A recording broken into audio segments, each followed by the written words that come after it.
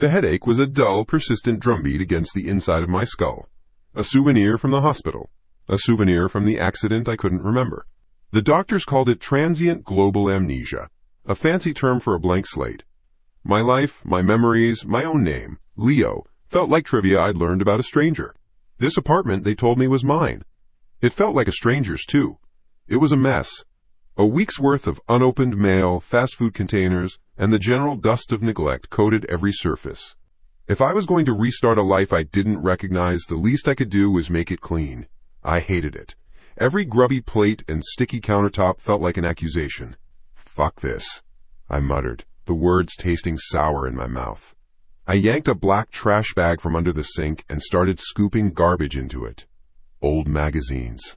A cracked coffee mug. A pile of wrinkled clothes I didn't recognize. My movements were sharp, angry. I was cleaning up after a ghost. My eyes landed on the top of the wardrobe in the corner of the bedroom. A single Nike shoebox sat up there, covered in a fine layer of dust. It was the last piece of clutter in the room. I dragged a chair over, the legs scraping against the wood floor, and climbed up. The box was heavier than it should be. Way heavier. Bricks? What the hell? I grunted, pulling it down. Some crap from the last tenant, probably. Just toss it. I held it over the open mouth of the trash bag, ready to let it drop, but I paused. My hand was on the lid. Curiosity, a stupid and useless itch, made me stop. I set the bag down and placed the box on my unmade bed, the mattress groaning in protest. I pulled off the lid. No shoes, no bricks. Just a single, folded piece of paper. It was thick, yellowed with age, the creases worn soft. I unfolded it carefully. It was a map of the city, but not printed. It was drawn by hand. The lines were confident, precise, inked in black. Streets were named, major landmarks sketched in with surprising detail. My eyes scanned the familiar grid, a geography I was only now relearning. Then I saw it. A small circle, drawn in red ink, with a single word written beside it. Home. The address scribbled underneath was this one. My building. My apartment. A cold sensation, like a single drop of ice water, trickled down my spine. My gaze followed the sketched-out streets until I found something else. A few miles west, near the industrial district by the old docks. A single, stark X in the same red ink. Nothing else. Just an X. I ran my thumb over the ink. The handwriting.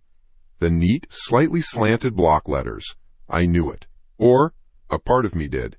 A part of my body that wasn't connected to my brain seemed to recognize the feel of the pen strokes, the way the E in home was formed. The feeling was deeply, horribly familiar. A shiver ran through me that had nothing to do with the room's temperature. The cleaning was forgotten. The trash bag sat slumped by the door like a patient shadow. I had to know what X was. It felt less like a choice and more like a command.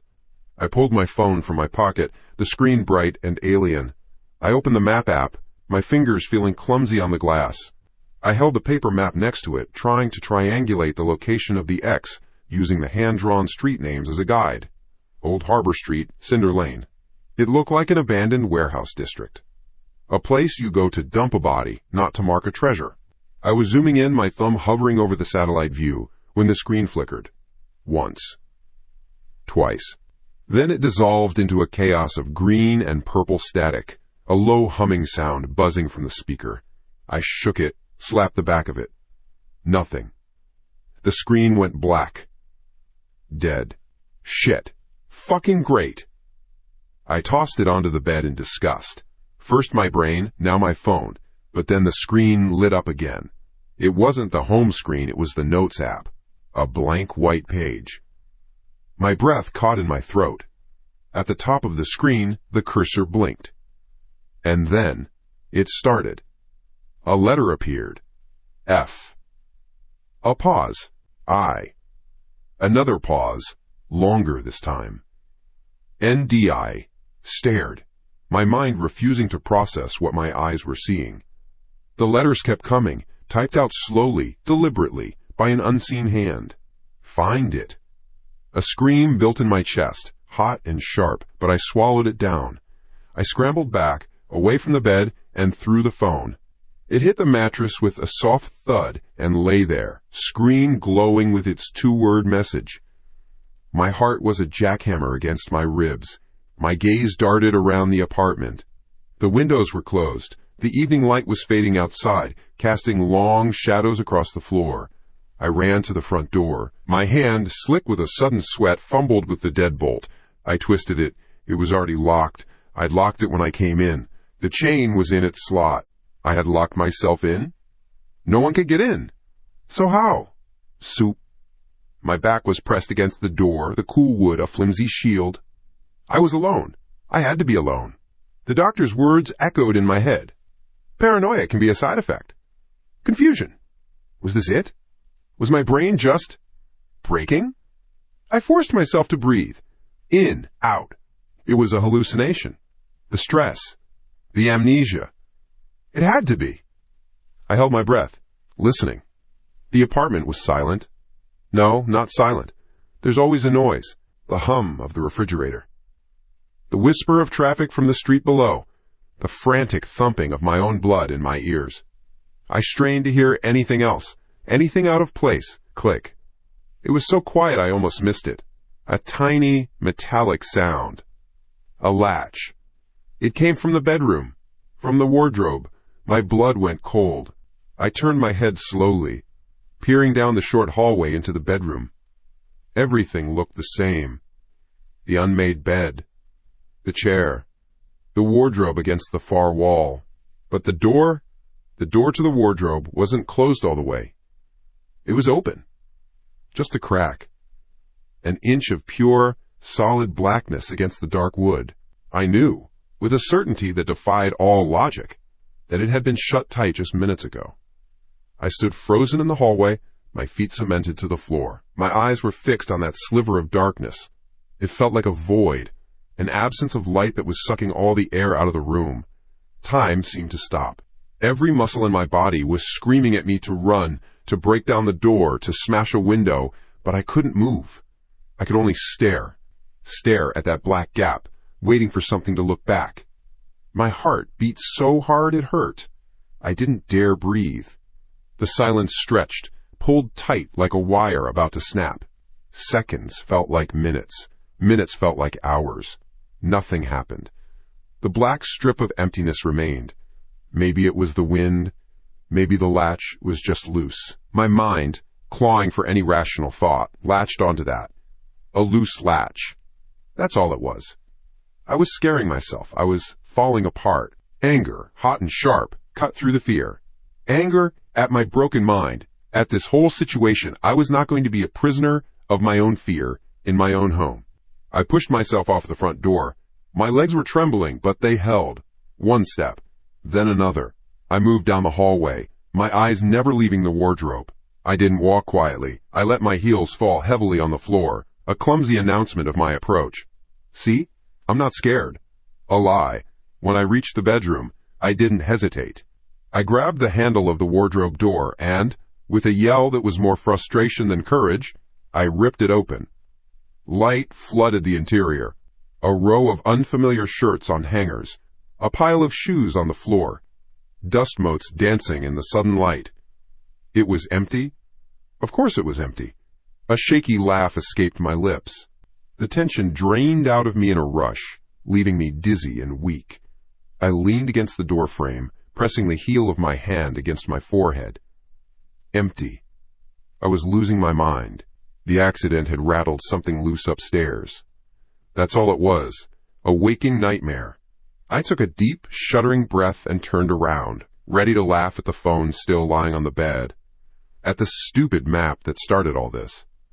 But I didn't laugh. I stopped. The map wasn't on the cluttered table by the window where I'd left it. It was on my bed, laid out flat on the center of my pillow. My phone was still there, a few feet away, its screen now dark. But the map was laid out like a declaration, like an offering. I approached the bed slowly, a new kind of fear coiling in my stomach. A cold, quiet dread that was worse than the panic from before. This wasn't a hallucination. This was real. I leaned over the bed. The map was the same. The hand-drawn streets, the red circle marking home the stark X by the docks. But there was something new. Next to the first X, there was a second one. Just as stark, just as red. The ink was dark and thick. It hadn't soaked into the old paper yet. It was still glistening. It was still wet. My blood was ice. The ink was wet. The thought didn't form in words. It was a jolt of pure chemical dread that seized my muscles. I didn't back away. I couldn't move. My eyes were locked on that second, glistening X. A fresh wound on the old paper. Someone was in my apartment. Or had been. Minutes ago. Seconds ago. My breath came in a ragged gasp. I spun around, my gaze ripping across the room. The wardrobe door, still wide open. The hallway, empty. The front door, still locked and chained. How? The question was a hammer blow to my skull. It didn't make sense. None of it. The logical part of my brain, the part that was still functioning, screamed that it was impossible. But the wet ink on my pillow was a fact. It was real. Fuck the logic. Fuck the questions. I wasn't staying here. I snatched the map off the pillow. The ink smeared slightly under my trembling thumb. I grabbed my keys from the hook by the door and my wallet from the dresser. I didn't grab a jacket. I didn't change my shoes. I just had to get out. My hand was slick on the deadbolt. It made a loud, ugly thunk as I turned it. I slid the chain. The noise was a cannon shot in the quiet apartment. I pulled the door open and didn't look back. I slammed it shut behind me and ran for the stairs, my footsteps echoing in the empty stairwell. I didn't wait for the elevator. I needed to feel the ground under my feet, to feel myself moving, escaping. My 2012 Ford Fusion sat under a streetlight, looking dull and anonymous. Safe. I fumbled the key into the lock, my hands shaking so bad it took 3 tries. I threw myself inside, slammed the door, and jammed the key into the ignition. The engine turned over with a comforting, familiar rumble. I sat there for a second, my chest heaving. The street outside was dead quiet. Just rows of parked cars and the orange glow of the city lights. Where do I go? The police? What would I say? Hello, officer.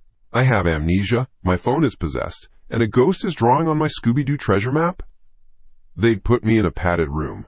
My eyes fell to the map clutched in my right hand. The first X.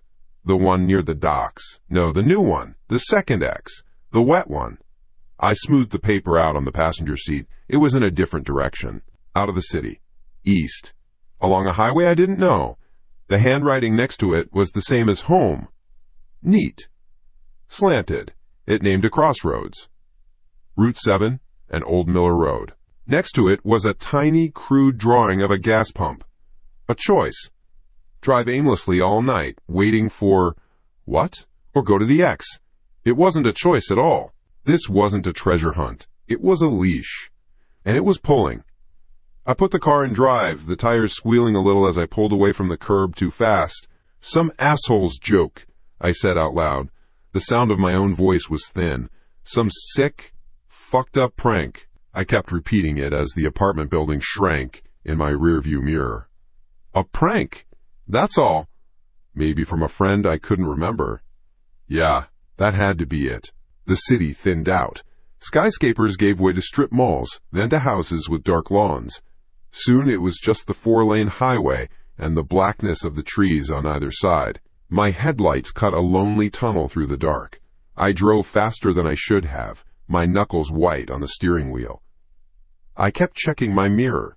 The road behind me was always empty. The emptiness was worse than seeing headlights. The emptiness felt like a pursuer I just couldn't see. It took me 40 minutes to find the turnoff for Old Miller Road. It was a busted, cracked strip of asphalt peeling away from the main highway. The sign was rusted, hanging at a crooked angle. I turned onto it, the car bucking over potholes. This was a place people forgot on purpose. A few minutes later, I saw it, set back from the road, half swallowed by weeds. A gas station. Old. Abandoned. The sign on a high pole said Gulf, but the letters were peeling, leaving ghostly outlines. 2 pumps stood like skeletal sentinels, their hoses long gone, their faces smashed. The main building was a single-story box with boarded-up windows. I pulled onto the cracked concrete lot and killed the engine. The silence rushed in. It was a heavy, deep silence. No crickets, no highway hum, just the sound of the wind moving through the tall grass and the ticking of my car's cooling engine. I sat there, just watching the building. The moonlight made the peeling white paint look like bone. What the hell am I doing here? Bug-o! I almost turned the car back on, almost just drove away, back to the city, to a 24-hour diner, anywhere with lights and people. But the map was on the seat next to me. A summons. Fuck it. I got out of the car, leaving the door open. The air was cool and smelled of damp earth and rust. My feet crunched on loose gravel. I walked a slow circle around the place. Nothing. Just a derelict building, a monument to nowhere. I was about to give up. This was stupid, just a wild goose chase designed to make me lose my mind. I turned back toward my car. My eyes fell to the map again, still sitting on the passenger seat. Then I saw it, a detail I'd missed. Next to the sketch of the gas pump, there was an even smaller drawing. A tiny arrow. It pointed from the pumps toward a shape. A rectangle. A box. I looked from the map to the real world. From the pumps, I followed the invisible line the arrow drew. It pointed directly to a single trash can standing alone near the edge of the woods. It was a big metal drum, rusted a deep, angry orange. My heart started a low, heavy pounding. I walked toward it. Each step felt deliberate, final. The can was dented and scarred. The wind had blown a pile of dead leaves against its base. I hesitated. My hand hovered over the lid. This felt like a point of no return. I grabbed the handle and lifted. The metal lid scraped, the sound loud in the dead quiet. The can was filled with rainwater and a thick sludge of decaying leaves. The smell of rot hit me, and I gagged. But something was there, just under the surface of the black water, a corner of something pale. Using 2 fingers, I reached into the cold slime. My stomach turned. I grabbed the object and pulled. It was a box. A wooden music box, swollen and waterlogged. The paint was mostly gone, but I could make out the faint shape of a dancing ballerina on the lid. I held it in my hands. It was heavier than it looked. I wiped the grime off on my jeans. There was a small metal latch on the front. I tried to open it. It was stuck, rusted shut or swollen tight from the damp. I pried at it with my thumbnail, grunting with effort. It wouldn't budge. I shook it. Nothing rattled inside. Suddenly, a sound cut through the night. Click! Hiss! I jumped, spinning around. The sound came from my car. The radio? I knew I had turned the car off. The key was in my pocket. But the radio was on. A low static hissed from the speakers. And then, a melody started. A tinny, plinking tune. It was slow. Simple. A child's song. It was the kind of tune a music box would play. It was this music box's tune. It echoed out of my car, across the empty lot, a perfect, impossible sound. I stared. The driver's side door was still open. The interior was dark, empty. But the music kept playing, looping over and over again. The sweet, simple melody became monstrous in the silence. I took a step back, then another. My eyes were fixed on the dark interior of my car. Slam! The driver's door slammed shut. The sound was like a gunshot. It made me yell, a raw bark of shock. I staggered backward, tripping over my own feet, and landed hard on the gravel. Before I could even process it, 2 beams of brilliant white light exploded from the front of the car. The headlights pinned me, blinding me. I threw an arm up to shield my eyes. Then came the engine. It didn't just turn over. It roared, a full-throated, furious scream of metal and combustion that shattered the night. The car lurched forward. Tires screeched on the pavement. Gravel spat. The empty car, my car. It was coming right for me. There was no time to think, only a primal scream in my head. Move! I scrambled sideways, rolling on the sharp gravel. My shoulder screamed in protest. The car's bumper ripped through the air where I had been a second before, the wind of its passage hot on my face. It didn't slow down. It didn't turn. It kept going, a mindless metal beast, and plowed head-on into one of the rusted gas pumps. Crunch. The sound of the impact was sickening. A final, violent shriek of twisting metal. And then, silence. The engine died. The headlights went out. The radio cut off mid-note. The world was still again. I lay on the ground, my chest burning, sucking in air in huge, painful gulps. My heart was a machine gun against my ribs. I pushed myself up onto my elbows. My hands were scraped and bloody. The side of my face was raw from the gravel. My car was a wreck. The front end was crumpled like a paper bag, accordioned into the base of the pump. Steam hissed from under the buckled hood. It was dead. Utterly and finally dead. I was alive. Shaking, but alive. I got to my feet, my legs unsteady. I still clutched the music box in one hand. My knuckles were white. Click. The sound was tiny. Right next to my ear. It came from the box in my hand. I looked down. The latch had popped open. The lid was slightly ajar. With a trembling finger, I pushed it open. The inside was lined with faded red velvet. The little mirror on the underside of the lid was cracked. The space where the dancing ballerina should have been was empty. The mechanism was rusted and broken. It wasn't completely empty, though. Resting on the velvet, coiled like a tiny snake, was a lock of hair. Long, brown hair, tied together with a small piece of black thread. The walk home was a blur of streetlights and shadows. I left my dead car at that dead gas station. The music box and the lock of hair were in my jacket pocket, a cold, heavy lump against my ribs. I walked the shoulder of the highway for what felt like an hour, until a taxi finally appeared, a yellow savior in the oppressive dark. I gave him my address and stared out the window the whole way, watching the world slide by, not really seeing any of it. My reflection in the glass was a ghost, a pale face, eyes too wide, a smudge of dirt and blood on the cheek. Back in my building, the elevator felt like a cage.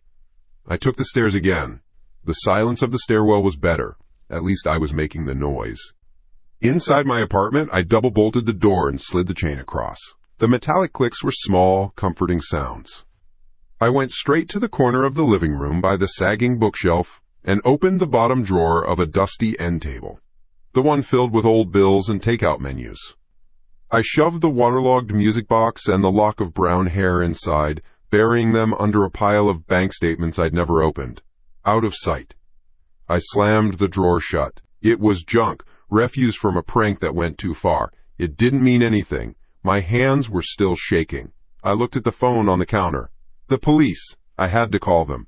My car was wrecked, destroyed by, what? A fault in the wiring? A phantom? I picked up the phone. My thumb hovered over the screen. What was I going to say? I settled on the simplest version of the truth. An hour later, 2 cops stood in my living room. One was old, with a gut that strained the buttons of his uniform and a tired, seen-it-all expression. The other was younger, fitter, with a notepad in his hand and a look of polite skepticism. "So you're saying," the older one said, his voice a low grumble, "you were outside the vehicle, the engine was off, keys in your pocket, and it just started up and drove into a gas pump?" "Yes," I said. The words sounded thin. "And the radio came on by itself first?" the younger one asked, not looking up from his pad. "Playing a music box tune?" "Yes." The older cop sighed and looked around my apartment. His eyes lingered on the single mattress on the floor, the pile of clothes in the corner. He was taking a measure of me, and I could feel myself coming up short. He thought I was a drunk, or high, or just a nutcase. "We'll send a unit to check on the vehicle, sir," he said, his tone final. "Run the plate, file a report. You have insurance?" "Yes, but..." "Probably an electrical short," he said, cutting me off. "Seen it before. Old Fords, wiring gets frayed, car gets a mind of its own." "You were lucky you weren't inside." He wasn't asking. He was telling me what happened. He was giving me the story I was supposed to accept. I just nodded. There was nothing else to do. They saw a wrecked car, and a guy who was either lying or crazy. They weren't looking for a ghost in the machine. They were looking to close a report. "You should get that cut on your face looked at," the younger one said, pointing his pen at my cheek. "I will. Thank you, officers." They left. I listened to their footsteps fade down the hall. I was alone again. The silence they left behind was worse than the silence before. It was a silence filled with their disbelief. "An electrical short," I said out loud. The room swallowed the words. An electrical short that played a specific melody. An electrical short that waited for me to find a specific box. An electrical short that tried to kill me. No, I couldn't think like that. I was tired. I was in shock. I was letting this sick joke get to me. The cops were right. It was a coincidence. It had to be. I needed to wash this night off me. Forget it. I walked toward the bathroom. I needed a shower. Hot water. Steam. Something to make me feel real again. The door was ajar. I pushed it open and reached for the light switch. My hand froze. The shower curtain was pulled shut. A simple thing. A closed vinyl curtain. But it was wrong. I never closed it. Ever. I always left it open to air out, to stop mildew from growing in the cheap plastic folds. It was one of the few tiny, stupid habits I had, a rule I never broke. My heart, which had just started to slow down, kicked back up again. A hard, fast thumping against my ribs. It's nothing. Maybe the cops looked in there, but they hadn't left my sight. They stood in the living room the whole time. I stared at the curtain. It was a cheap, translucent white, but it was just opaque enough to hide whatever was behind it. A canvas of pure dread. My breath hitched. I took a slow step into the small bathroom. The linoleum was cold under my bare feet. My hand reached out, my fingers trembling slightly. I grabbed the edge of the curtain. The plastic felt cold and slick. I ripped it back.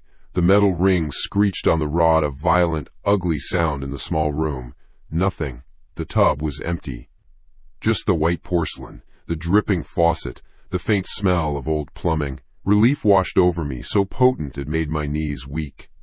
I let out a breath I didn't realize I'd been holding. I felt like an idiot, a paranoid fool spooked by a shower curtain. I rested my hands on the edge of the tub, leaning forward, my head down. Just breathe. Just get a grip. That's when I saw it, on the clean, white curve of the tub's edge. It was an earring. A single, small, silver stud, with a tiny blue stone. It glittered under the bare bulb of the bathroom light. It didn't belong to me. My eyes locked onto it. Where did it come from? How did it get here? My mind raced, trying to find a logical path, an explanation. There wasn't one. And then I saw the other thing. Right next to it, my blood ran cold. Scratched into the porcelain enamel of the bathtub, rough and permanent. A clean, sharp, unmistakable X. The same X from the map. It hadn't just been in the apartment. It hadn't just left a wet ink mark on a pillow. It had been here, in my bathroom, minutes ago. It had stood in my shower. It had left a piece of itself behind. And it had branded my home. No, this wasn't a prank. This wasn't a coincidence. This was real. A scream built in my throat, but I choked it down. Panic exploded in my chest, hot and sharp. It was in the apartment.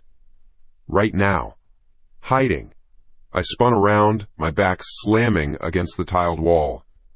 My gaze tore across the tiny bathroom. The cabinet under the sink.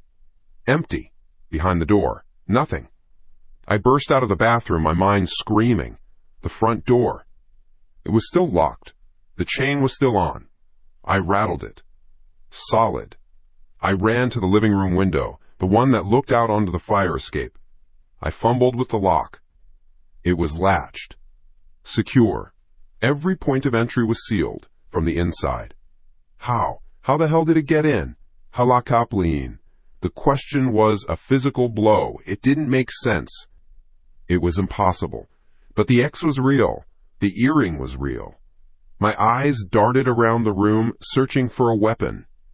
Anything. A heavy glass ashtray. A lamp. My gaze fell on the closet next to the front door. I pulled it open. Tucked behind a worn-out coat was my old aluminum baseball bat. I grabbed it. The cool metal was heavy and solid in my hands. It felt good. It felt real. I stood in the center of my living room, the bat held tight in a white-knuckle grip. My ears strained, listening for a creak in the floorboards, a breath in the shadows. Silence. A thick, waiting silence. And then I heard it. A sound so small I almost missed it. Drip. Drip. Drip. It was coming from the kitchen. A faucet. Drip. Hiss. R, R, R, R, R. The sound grew. The drip turned into a trickle, then into the full-throated gush of water running from the tap. Someone was in my kitchen. My heart hammered against my ribs like it wanted out. I tightened my grip on the bat, my knuckles aching. I had to move. I couldn't just stand here and wait. I crept toward the kitchen entryway, placing each foot down with infinite care. The floorboards didn't make a sound. The rush of water grew louder with every step, a steady roar that filled the apartment. It covered any sound I might make. It covered any sound it might make. I reached the doorway, pressing my back flat against the wall. I could see the edge of the counter, the flickering fluorescent light from above the sink. My mouth was dry. My whole body was a single, tense muscle. This was it. The confrontation. Cat and mouse. Me and it. I took a deep breath, held it, and peered around the corner. There was a figure there. A tall man, standing at the sink. His back was to me. He was wearing a gray hoodie and dark jeans. My clothes, the same clothes I was wearing right now. He was leaning over the sink, his shoulders hunched slightly, his hands held directly under the stream of gushing water, washing them methodically. Time stopped. My brain simply shut down. I couldn't process what I was seeing. It was me. It was a reflection, a nightmare, a monster wearing my skin. A raw, primal shout tore from my throat. Hey! I didn't wait. I didn't think. I lunged around the corner, swinging the bat with all the force I could muster. The air whistled. The bat was a silver blur, aimed directly at the back of the figure's head. And it went through him. There was no impact, no crunch of bone, no resistance. The bat just passed, through the space where he stood, its momentum carrying me forward in a stumbling arc. I crashed into the counter, the bat clattering from my grasp and onto the floor. The figure was gone. It had vanished like smoke. The water was still running, blasting into the stainless steel sink. The kitchen was empty. I was alone. I stared, panting, my mind a frantic scramble of pure shock. It wasn't there. It was never there. A hallucination. My mind was breaking. I looked down at the sink, at the water still pouring from the faucet. Then I looked at my hands. My hands were soaking wet. Cold water dripped from my fingertips onto the linoleum floor. And resting in the palm of my left hand, cold and hard and glittering under the fluorescent light, was the small silver earring. I didn't remember picking it up. I didn't sleep. Sleep wasn't possible. I sat on the edge of the mattress, the aluminum bat resting across my knees. The silver earring was on the end table, next to the waterlogged map. Proof. It was all proof. But proof of what? That I was being haunted? Or that I was losing my mind? The hallucination in the kitchen felt too real. The wetness on my hands was real. The earring was real. My brain kept trying to stitch it together, and the seams kept tearing apart. I was a man in an empty room, and I was not alone. The thought repeated itself. A cold, smooth stone turning over and over in my head. Hours passed. The black sky outside my window slowly turned to a bruised gray. Dawn. A new day. The idea felt like a joke. I needed to get out. Out of this apartment. This tomb. My eyes landed on the map. The damp paper had dried, curling at the edges. There was the X over the gas station, the X scratched into my tub. And there was another one, the second one. My finger traced the ink line leading away from my apartment complex. It ended at a small, precise X, drawn over a square building labeled Public Library. A library. The thought was so normal it was jarring. A place with people. With fluorescent lights and rules about being quiet. A place of logic and order. It couldn't be dangerous. It was the opposite of a remote gas station in the middle of the night. It was safe. Maybe that was the point. Maybe I'd find some clue there, something rational. Something that wasn't a ghost in my kitchen or a whisper from my own reflection. It felt like the only move I had left on the board. I had to go. I had to know. The library was an old brick building downtown, imposing and solid. I pushed through the heavy wooden doors, and the silence hit me. Not the dead silence of my apartment, but a living silence. The soft rustle of turning pages, a distant cough, the quiet squeak of a librarian's chair. The air smelled of old paper and floor wax. For a second, a wave of relief washed over me. This was the real world. Solid. Sane. I pulled the folded map from my pocket. Underneath the X marking the library, the same messy handwriting had added a note. A set of coordinates. Aisle 3, F History. 7th. From left. My heart started low, heavy drumming. This was it. I walked through the main reading room, my footsteps loud on the polished floor. I felt a dozen pairs of eyes lift from their books, annoyed at the sound. I ignored them. I found the signs pointing to the non-fiction stacks. A, B, C. I moved deeper into the maze of shelves. The lighting here was dimmer, the air cooler. 3A. 3B. I was getting closer. The rows were narrow, canyons of forgotten knowledge. Finally, 3F. The sign was a small metal plate screwed into the end of the aisle. The shelf was packed tight with thick, heavy-looking books. History. A cold feeling snaked up my spine. My hands felt clammy. I started counting. 1, 2, 3. Each number was a footstep in the dark. 6. The 7th book was a thick, dark blue volume with no title on the spine. It was completely anonymous. I hesitated for a fraction of a second, then my fingers closed around it. I pulled. It slid out with a soft sh.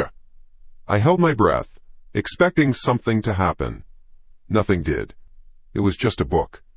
I carried it to a small, secluded study carrel at the end of the stacks and sat down. The chair scraped against the floor, the sound unnaturally loud. The book was a dense text on European naval history. It was old. The pages were yellow and brittle. I started flipping through them, not knowing what I was looking for. A note? A name? More markings, page after page of text, diagrams of old ships, maps of trade routes. Nothing. I was about to slam it shut, a fresh wave of frustration and confusion washing over me, when I felt it, a slight thickness between 2 pages in the middle of the book. My fingers fumbled, trying to separate them. There. Tucked inside like a forgotten bookmark. It was a Polaroid. I picked it up. The colors were faded, washed out with age. It was a picture of a young woman, maybe in her early 20s, sitting on a park bench. She had long, straight brown hair. She was laughing, her head tilted back, her eyes closed in a moment of pure joy. It was a picture of someone who was alive, vibrantly, beautifully alive, and on her left ear, catching the faint light from the camera's flash, was a single, small silver stud with a tiny blue stone. The same earring. The one sitting on my end table right now, my breath caught in my throat. I stared at her face, this stranger I had never met, whose jewelry had appeared in my apartment after a ghost wearing my clothes washed its hands in my sink. Who are you? The world narrowed to the small, square photograph in my shaking hand. The quiet library, the books, the people, it all faded away. There was only me and this girl's laughing face. This ghost. Then my pocket buzzed. The vibration was a physical shock, an electric jolt that made me jump. I nearly dropped the picture. I fumbled for my phone. A new message. The screen lit up. Unknown number. My thumb trembled as I opened it. The message was 4 words. All caps. She had pretty eyes, didn't she? Ice flooded my veins. A scream built in my chest, but I swallowed it down. My head snapped up. I looked wildly down the aisle. A man in a suit turned a page. A college kid with headphones was highlighting a textbook. An old woman was asleep, her head resting on her arms. Nobody was looking at me. Nobody. But he was here. The feeling was absolute.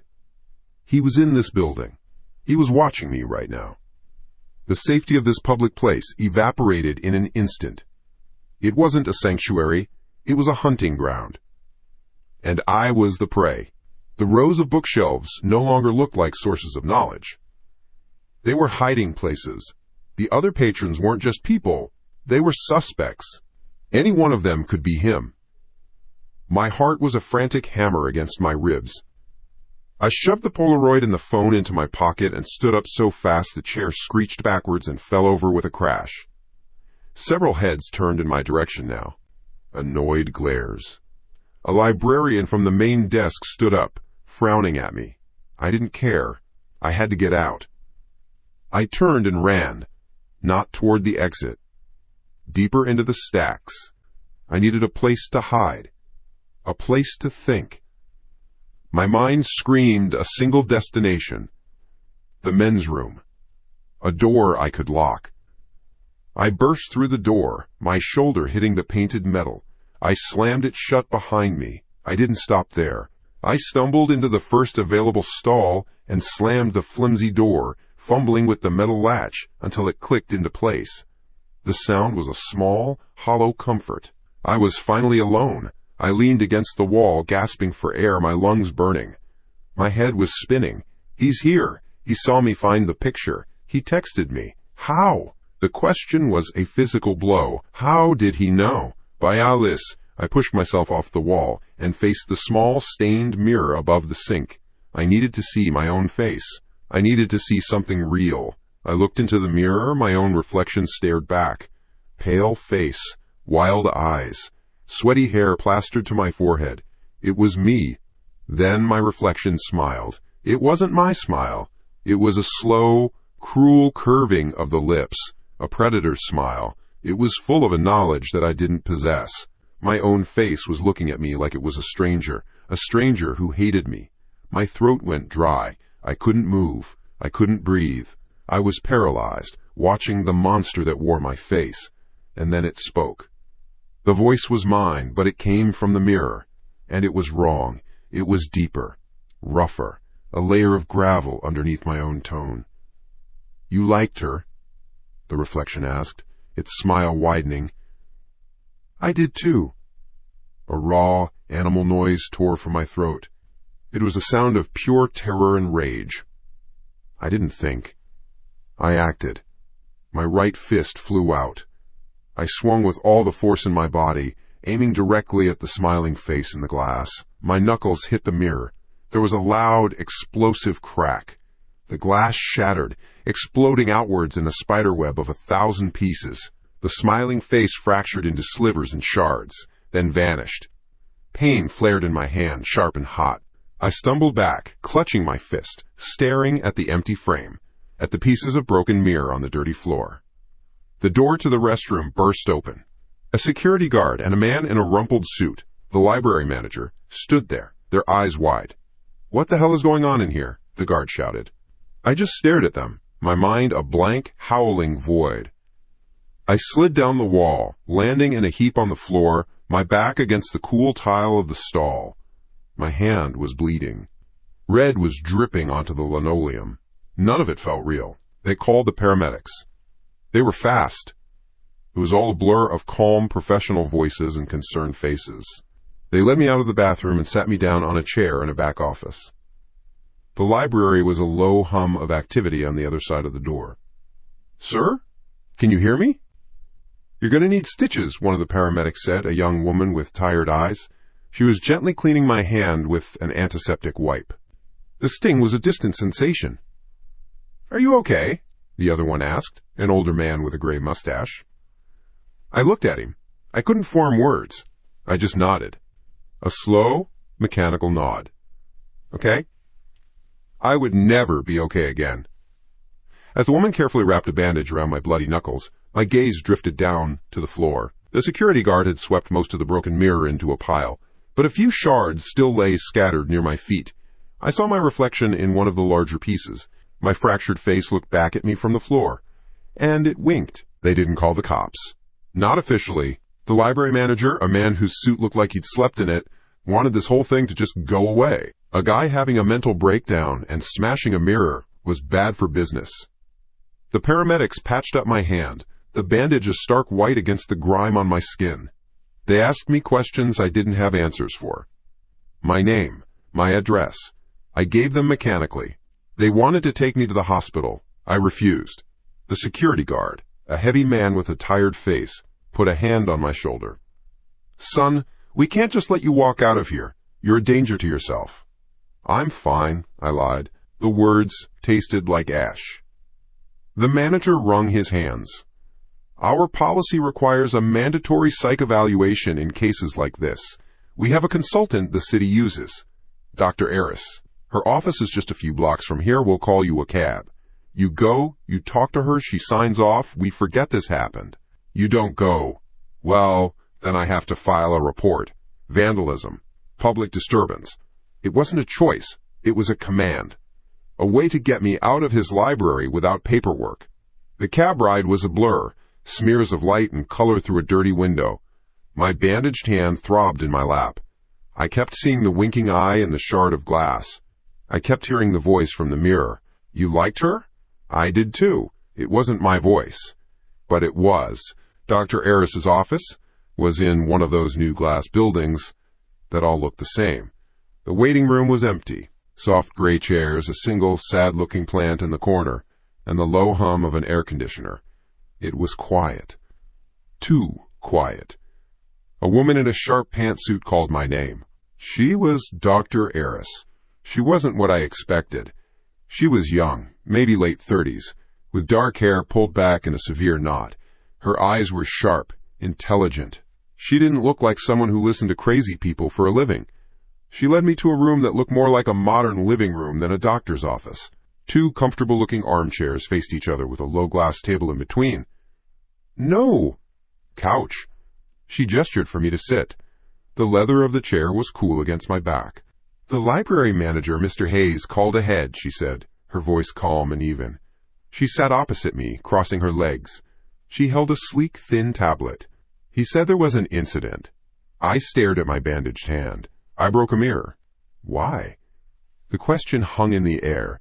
How could I even begin to answer that? Because my reflection, which is me but not me, told me he enjoyed killing a girl whose picture I just found. I started from the beginning. Or what I thought was the beginning. The accident. The memory loss. Waking up in a hospital. The apartment that didn't feel like mine. I told her about the map.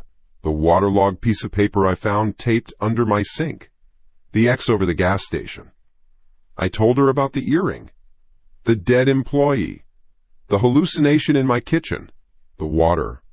The blood. I told her about the library. The book. The Polaroid of the laughing girl. The text message. My voice was flat, detached. I was just listing facts. Insane facts. She listened. She didn't interrupt. She just nodded slowly, her fingers tapping silently on the screen of her tablet. She didn't look at me like I was a freak. She looked at me like I was a puzzle. When I finally finished, the silence in the room was heavy. I was exhausted. Laying it all out like that made it sound even more impossible. That's a lot to process, Leo, she said, her voice still gentle. Amnesia from a traumatic brain injury is complex. The mind hates a vacuum.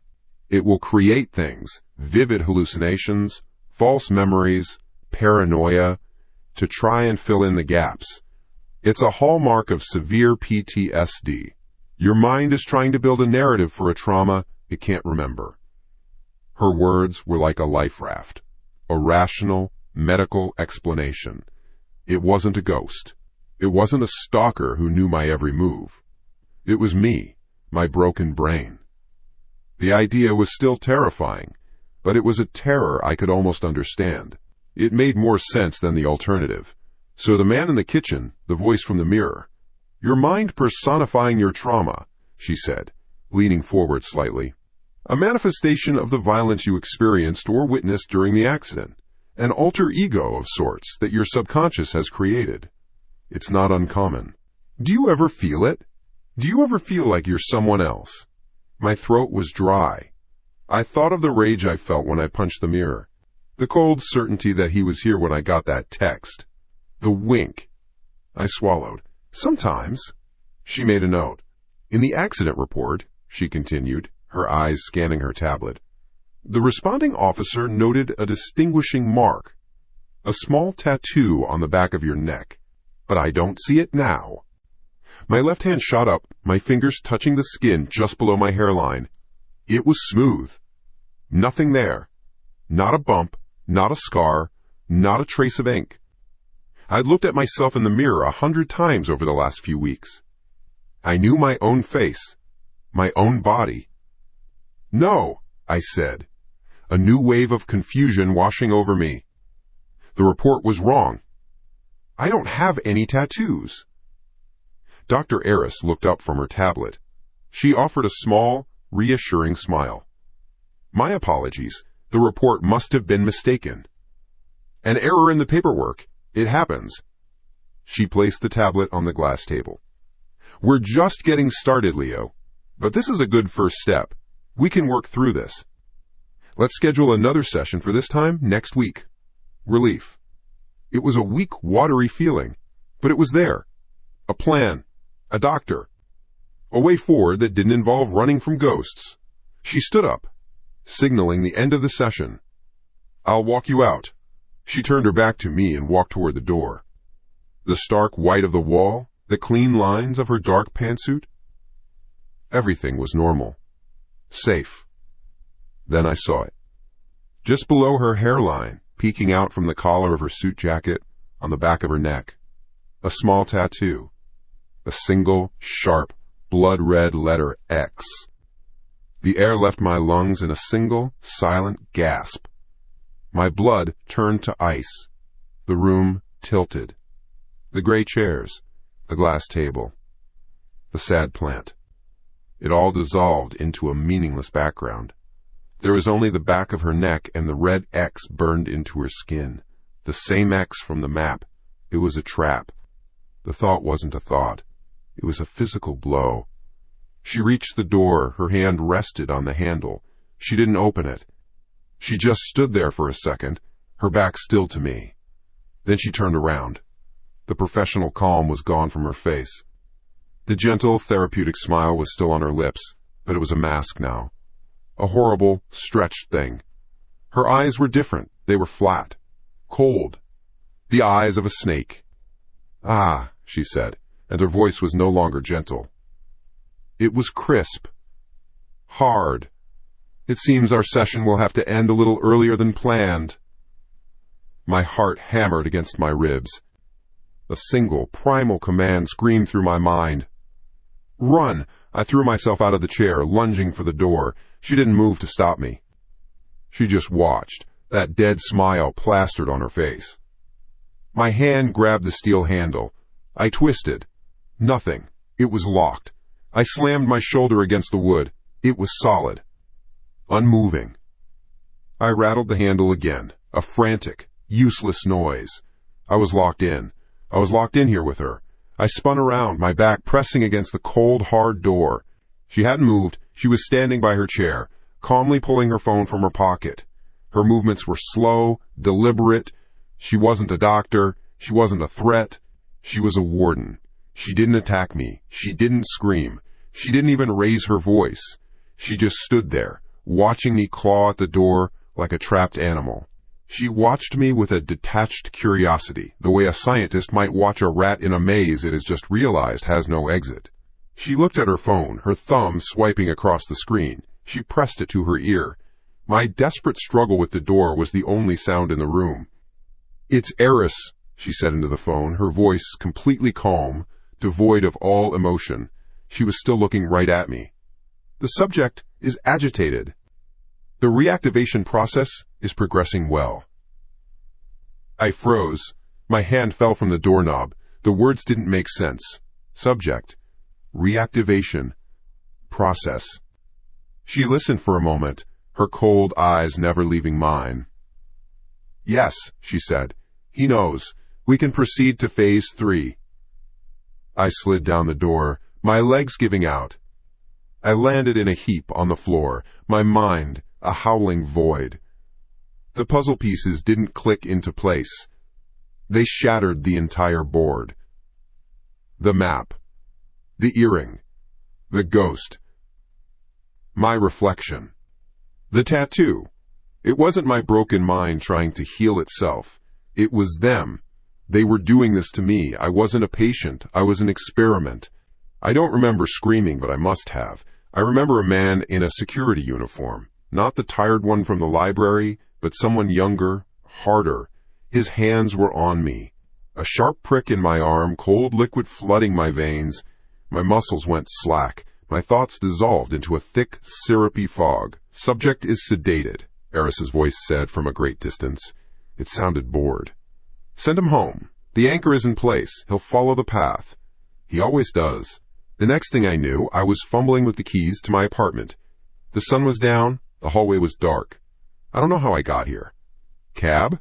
Did they drive me? I didn't care. I stumbled inside and slammed the door, throwing the deadbolt. The click echoed in the small space. It wasn't a sound of safety. It was the sound of a cell door closing. I was an experiment, a rat in a maze designed by monsters in pantsuits. Rage, cold and sharp, cut through the chemical haze in my brain. Control. They had it. I wanted it back. I lurched into the kitchen, my movements clumsy. The little wooden box with the ballerina sat on the counter, a silent monument to my own insanity. I grabbed it. The cheap wood splintered in my grip. I threw it against the wall. It shattered, the tiny plastic dancer skittering across the floor. The tinkling music was gone. Good. The earring was next. I snatched it from the counter, its silver glinting under the cheap kitchen light. A dead girl's earring. A piece of some sick puzzle I was being forced to play. I didn't want to play. I stomped to the trash can, shoved it deep into the grime of old coffee grounds and take-out containers. Then the map. The source of all this. I ripped it off the wall where I'd taped it. The paper was dry now, brittle. The ink was faded. The X over the gas station. The X over the library. It was their road map. Their goddamn script. I tore it. I ripped the paper into tiny, meaningless squares. I tore it again and again, my raw, bandaged hands screaming in protest. I didn't stop until it was confetti. A snowstorm of my own shattered past. I scooped the scraps into the overflowing trash bag. I had to get it out, all of it. Out of my apartment. Out of my life. I tied the bag, the plastic stretching. I hauled it to the door, my body still feeling like lead. I opened the door and dragged the bag into the dingy, quiet hallway, heading for the trash chute at the far end. The bag caught on the doorframe, tearing. A few pieces of paper fluttered out, landing on the worn carpet. Most were blank. One wasn't. It was a corner piece of the map. On it, drawn in the same red ink, was another X. A third one. One I had never seen before. It wasn't near the gas station or the library. Below it was a street name. My street. And a number. 418. I knew that address. I walked past it every day. An old boarded-up storefront just 2 blocks down. My blood ran cold. The sedative fog vanished, replaced by a terrible clarity. I hadn't destroyed the path. I had just revealed the next step. My mind screamed at me. No. Stop. Go back inside. Lock the door. Call the cops. Tell them everything. But my legs were already moving. It was like being a passenger in my own body. My feet carried me down the hall, past the trash chute, and into the stairwell. The heavy fire door slammed shut behind me. Each step down the concrete stairs was a drumbeat, a countdown. I wasn't walking. I was being reeled in. The air outside was thick and damp. The streetlights cast long, distorted shadows. The city hummed around me, indifferent. 2 blocks. It felt like 10 miles. There it was. Number 418. A faded, peeling sign above the door read, "Crimson ink tattoos." The windows were covered in years of dirt and grime, plywood nailed over one of them. It was dead. Abandoned. I stood on the sidewalk, my heart hammering against my ribs. A test. This had to be another test. They were watching. Eris. The man in the uniform. They were somewhere in the darkness, taking notes on their tablets. Subject is approaching the location. As predicted, I should have turned around. I should have run. I reached for the door. My hand trembled as my fingers closed around the cold, rusted metal handle. I expected it to be locked. Bolted, chained, it turned. The door swung inward, with a low groan, opening into a pit of blackness. The air that hit me was stale. It smelled of dust, antiseptic, and old ink. It was the smell of a place that time had forgotten. I stepped inside. The door swung shut behind me, the latch clicking with a sound of finality. Total darkness. I fumbled for my phone, my thumb swiping clumsily to turn on the flashlight. The beam cut a sharp, white cone through the black. Dust motes danced in the light like tiny ghosts. The place was a wreck. Old magazines and flash art were scattered across the floor, all of it coated in a thick, gray blanket of dust. An empty reception desk sagged in the corner, but in the center of the room, my light found something else. One station, a single black leather tattoo chair. A metal tray on wheels stood beside it. Everything else in the room was draped in a shroud of filth and neglect. But the chair was clean. The leather was polished. The metal tray gleamed, free of a single speck of dust. On it, laid out in perfect order, was a tattoo gun, a fresh needle in its sealed plastic pouch, and pots of ink. My light beam trembled. This was wrong. This was so wrong. The room was a tomb, but this one spot was an altar, prepared, waiting for a sacrifice. My gaze drifted from the chair to the wall behind it. It was covered by a single massive mirror. It was as clean as the chair, a perfect dark rectangle in the surrounding decay. I walked towards it, my own footsteps sounding like gunshots in the silence. I raised the phone. The beam hit the glass. I saw myself. A pale, terrified face. Wild eyes. A mess of dirty hair. The white bandage on my hand was a stark slash of white. I looked like a ghost. I looked insane. I moved to light up my own reflection, searching my face, my neck. Smooth skin. No marks, no tattoos. I let out a breath I didn't know I was holding. It was just a place. A creepy, abandoned place. But then, my reflection, it shifted, just a little. Its head tilted. My head did not. My heart stopped. I stared, frozen. In the mirror, the reflection of me, the other me, lifted a hand. It slowly reached up to the back of its neck, the one I couldn't see on my own body. Its fingers brushed the spot just below its hairline. And there, on the skin of my reflection, was a small, sharp, blood-red letter X. The phone fell from my hand. It clattered on the floor, the flashlight beam now pointing crazily at the ceiling. The room was plunged back into near darkness, the only light a weak, indirect glow. The thing in the mirror smiled. It wasn't my smile. It was a predator's smile. All teeth. It turned away from the mirror and walked over to the gleaming metal tray. Its movements were smooth, confident. It wasn't stumbling. It wasn't afraid. It picked up the tattoo gun. It tore open the plastic pouch and expertly fitted the needle. I heard the tiny clicks and snaps across the room, impossibly loud, in the silence. It didn't look back at me. It didn't have to. It knew I was watching. I was glued to the spot, my back against a grimy wall. I tried to scream, but my throat was closed. A tight, hot knot of terror choked me. The reflection sat down in the clean leather chair. It faced the mirror. It faced me. It flicked a switch on the gun. A low, angry buzz filled the room.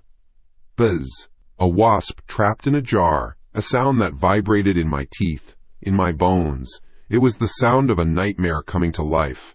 The thing in the mirror held up its left forearm. It dipped the needle into a pot of black ink. It looked me dead in the eye, its smile widening. Time to finish, it said. The voice was mine, but it was cold. Dead. It was the voice from the library mirror. It didn't climb out of the glass. It didn't lunge for me. It did something worse. It lowered the buzzing needle to its own arm, its own reflection. The needle touched its skin, and I screamed. A searing, white-hot pain erupted on my left forearm. It wasn't a hallucination. It wasn't in my head. It was real. A sharp, piercing agony, a spike of fire driving deep into my flesh. I looked down at my own arm. There was nothing there, just my skin. But the pain.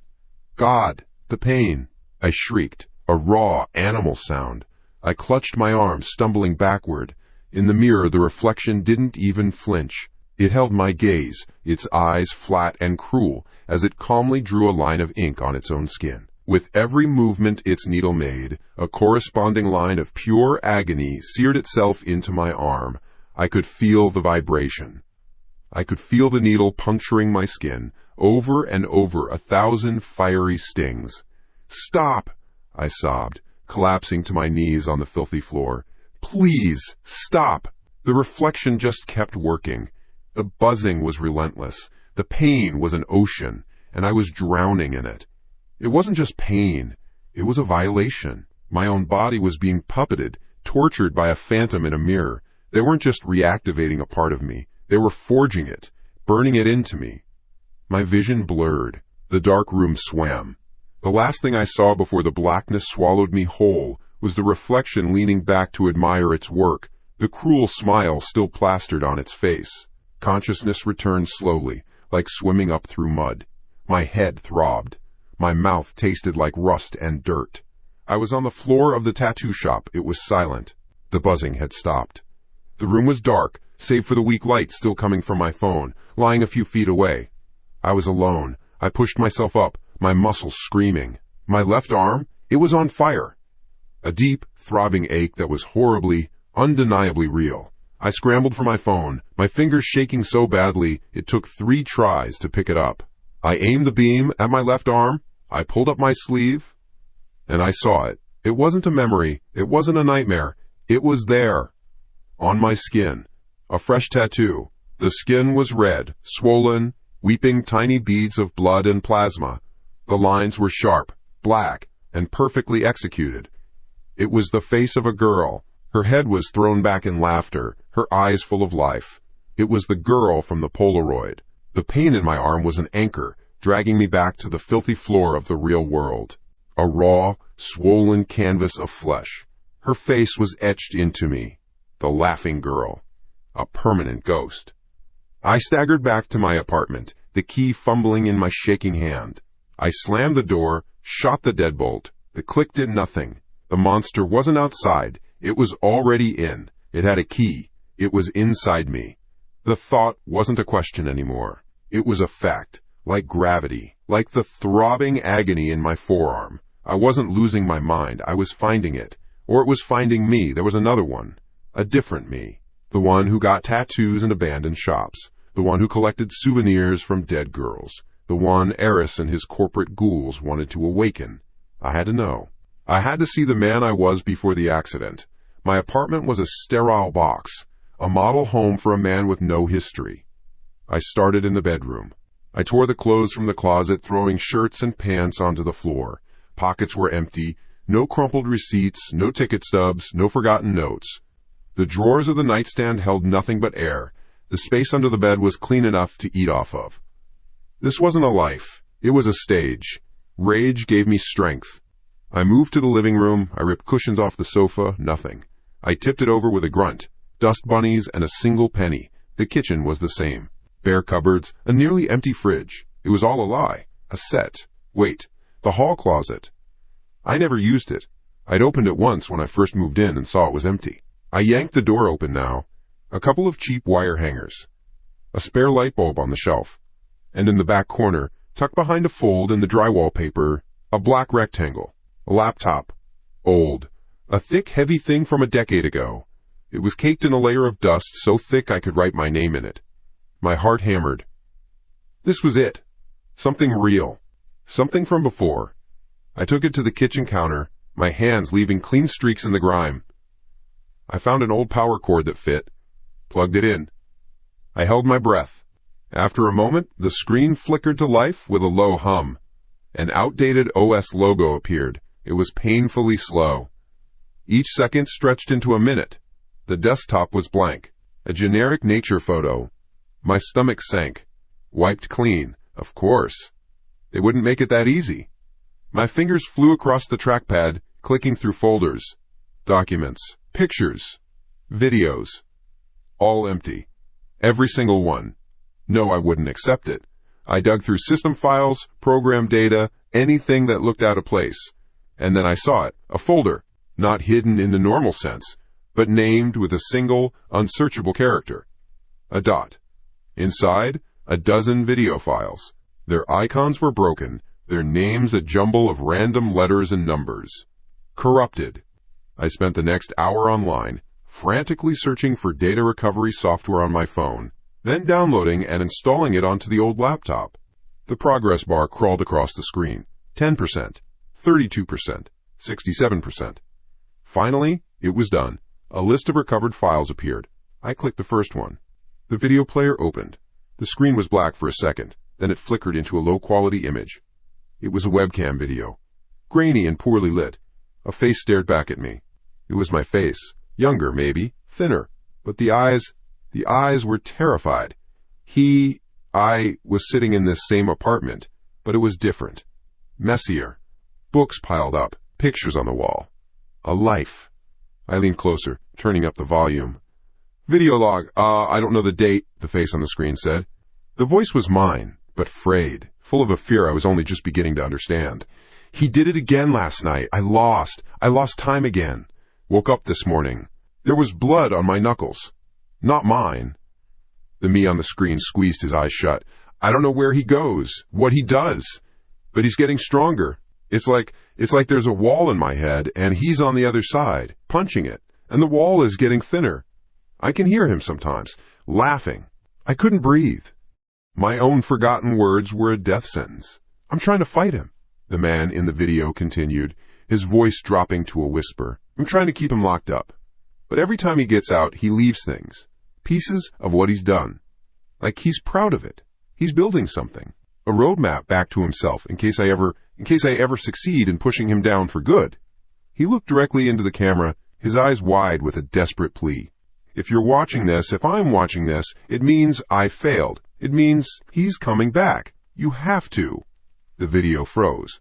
The audio cut out with a sharp pop. The screen went black. A soft ping noise came from the laptop speakers. A small, white window had appeared in the center of the black screen. A chat program. There was one line of text.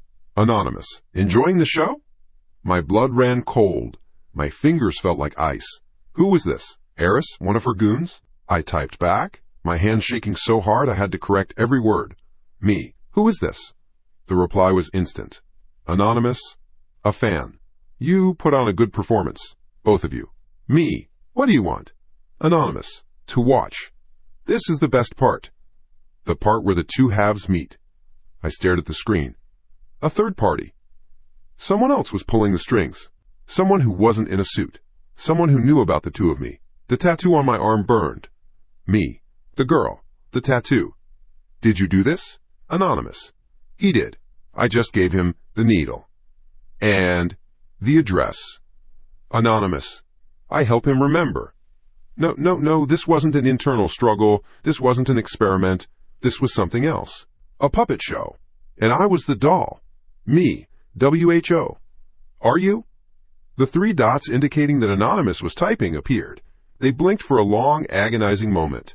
Then the message came. Anonymous. I'm the one. WHO survived.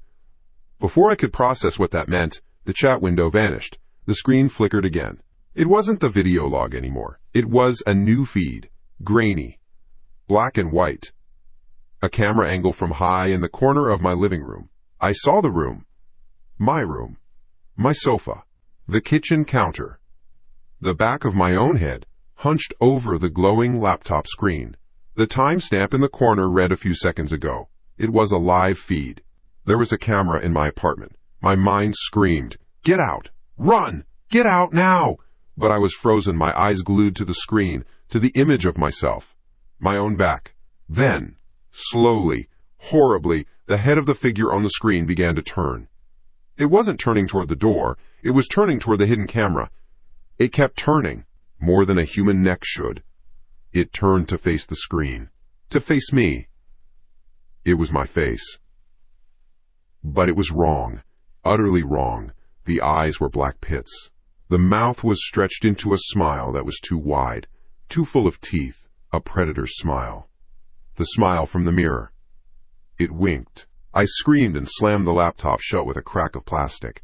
I scrambled back, away from the counter, my chair clattering to the floor. I shoved myself against the far wall, my chest heaving. The laughter started.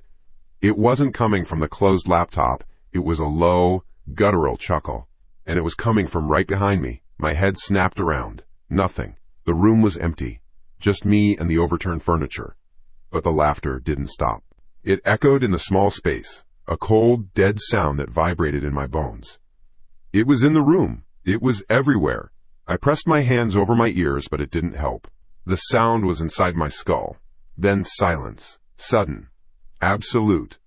The laughter cut off as if a switch had been flipped. My own ragged breathing was the only sound. I scanned the room, my eyes wide with terror. Empty. It was empty. It was all in my head. A hallucination. A breakdown. My eyes fell on the wall opposite me. The plain, white wall next to the doorway. It wasn't plain anymore. Something was written on it. In thick, wet, crimson strokes. The paint was still dripping, running down the wall in thin, red rivers, pooling on the floorboards. You and I are one. The words on the wall were still wet. I stared at them, the smell of copper and salt thick in the air. My reflection stared back from the glossy red streaks, a distorted, terrified stranger. The laughter was gone, but its echo was branded onto the inside of my skull. It was real. It wasn't in my head. It was in my apartment. It was on my wall. It had used my body to write its manifesto in blood. My blood? I didn't know. I didn't want to know. A switch flipped inside me. The terror didn't vanish, but something else rose up through it. Rage. A raw, defiant spark. No, not again. I wouldn't be a passenger in my own body. I wouldn't let him drive. My eyes scanned the trashed living room. The overturned sofa, the scattered cushions, the shattered remnants of my staged life. Good. Let it be a war zone. This was my body, my mind, my goddamn apartment. And tonight I was locking it down. My gaze fell on the thick black power cord for the old laptop, snaking across the kitchen counter. An idea, desperate and brutal, took root. I grabbed it, yanking it from the wall. I stormed into the bedroom, the cord whipping against the floor behind me. The bed frame was heavy metal, bolted to the floor, an anchor. I sat on the edge of the mattress, my heart hammering a war drum against my ribs. I looped the cord around my right wrist, the dominant one. I pulled it tight, the plastic digging into my skin. Then came the hard part. With my left hand, I began to painstakingly thread the cord around the metal leg of the bed, weaving a thick, clumsy knot. It was awkward, infuriating. My fingers felt like fat, useless sausages. Over. Under. Through the loop. Pull. It wasn't elegant, but it was getting tighter. I tugged with all my might, gritting my teeth as the cord bit deep, a burning promise of pain. It was solid. Unbreakable. My right arm was now a part of the bed. A prisoner. I slumped back, breathing hard. There, let him try to go anywhere now. Let him try to leave his little notes. But that was only half the battle. The other half was sleep. Sleep was his door. I couldn't let myself walk through it. I stumbled back to the kitchen, my captured arm yanking me off balance for a moment. I filled the kettle. Found the jar of instant coffee. The cheap, bitter kind. I spooned 4 heaping scoops into a mug, the dark granules piling up like grave dirt. The kettle screamed. I poured the boiling water, the acrid steam hitting my face. I didn't wait for it to cool. I took a sip and scalded my tongue. A sharp, grounding pain. Good. Pain was real. Pain meant I was awake. I set my phone on the counter, the clock face glowing. 12:47 a.m. My new enemy. I drank the coffee, the stuff like engine sludge, and paced the small perimeter my tether allowed me. From the kitchen, to the living room, to the bedroom door, and back. A caged animal. Every creak of the building, every siren in the distance made my head snap around. but the only monster here was tethered to the bed. 1:32 a.m.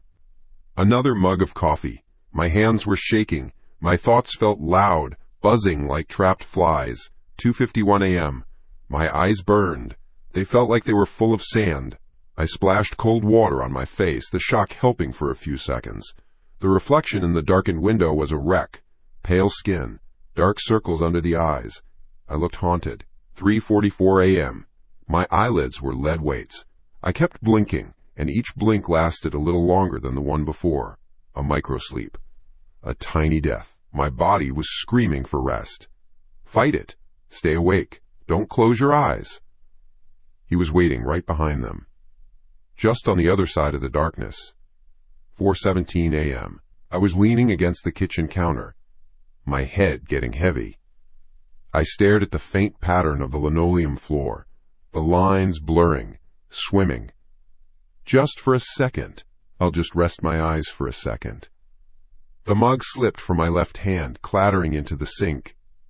The sound barely registered. My head dropped forward, and the world dissolved into black.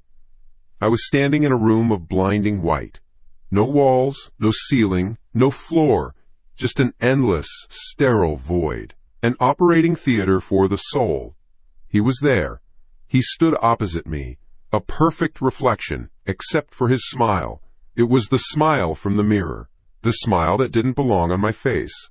It was calm, relaxed, and full of an ancient, predatory amusement. "Cute," he said. His voice was my voice, but deeper, stripped of all doubt and fear. It was the voice of the one in charge. He lifted his right hand, my right hand, and flexed the fingers. "A rope." I tried to speak, but no sound came out. My throat was sealed shut. He chuckled, a low, easy sound. "You're thinking too small. You're trying to lock the door to the cage." He took a slow step towards me, the smile widening. "You forget. I have the key to the whole zoo." My eyes snapped open. A gasp tore from my lungs. I was on my feet, slumped against the kitchen counter. My neck ached. How long was I out? Seconds? Minutes? My gaze flew to my phone. 4:18 a.m. A minute. Only a minute. My first thought was the rope. I yanked my right arm. The cord bit hard into my wrist. Pulling taut. I was still tethered. A wave of sweat-soaked relief washed over me. I'd won. He didn't get out. The knot held. I let out a ragged breath and straightened up, my eyes slowly adjusting to the gloom of the apartment. I scanned the room. The mess was the same. The overturned sofa. The blood on the wall. Nothing had changed. Wait.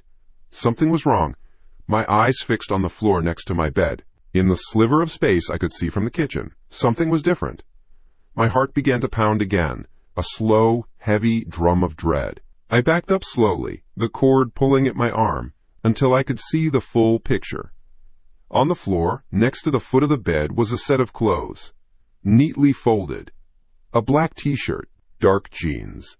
They were laid out with perfect care, and at the end of the folded stack of clothes, placed side by side as if awaiting a wearer, were my shoes. The black boots I hadn't worn since before the accident. They were clean. Polished, even.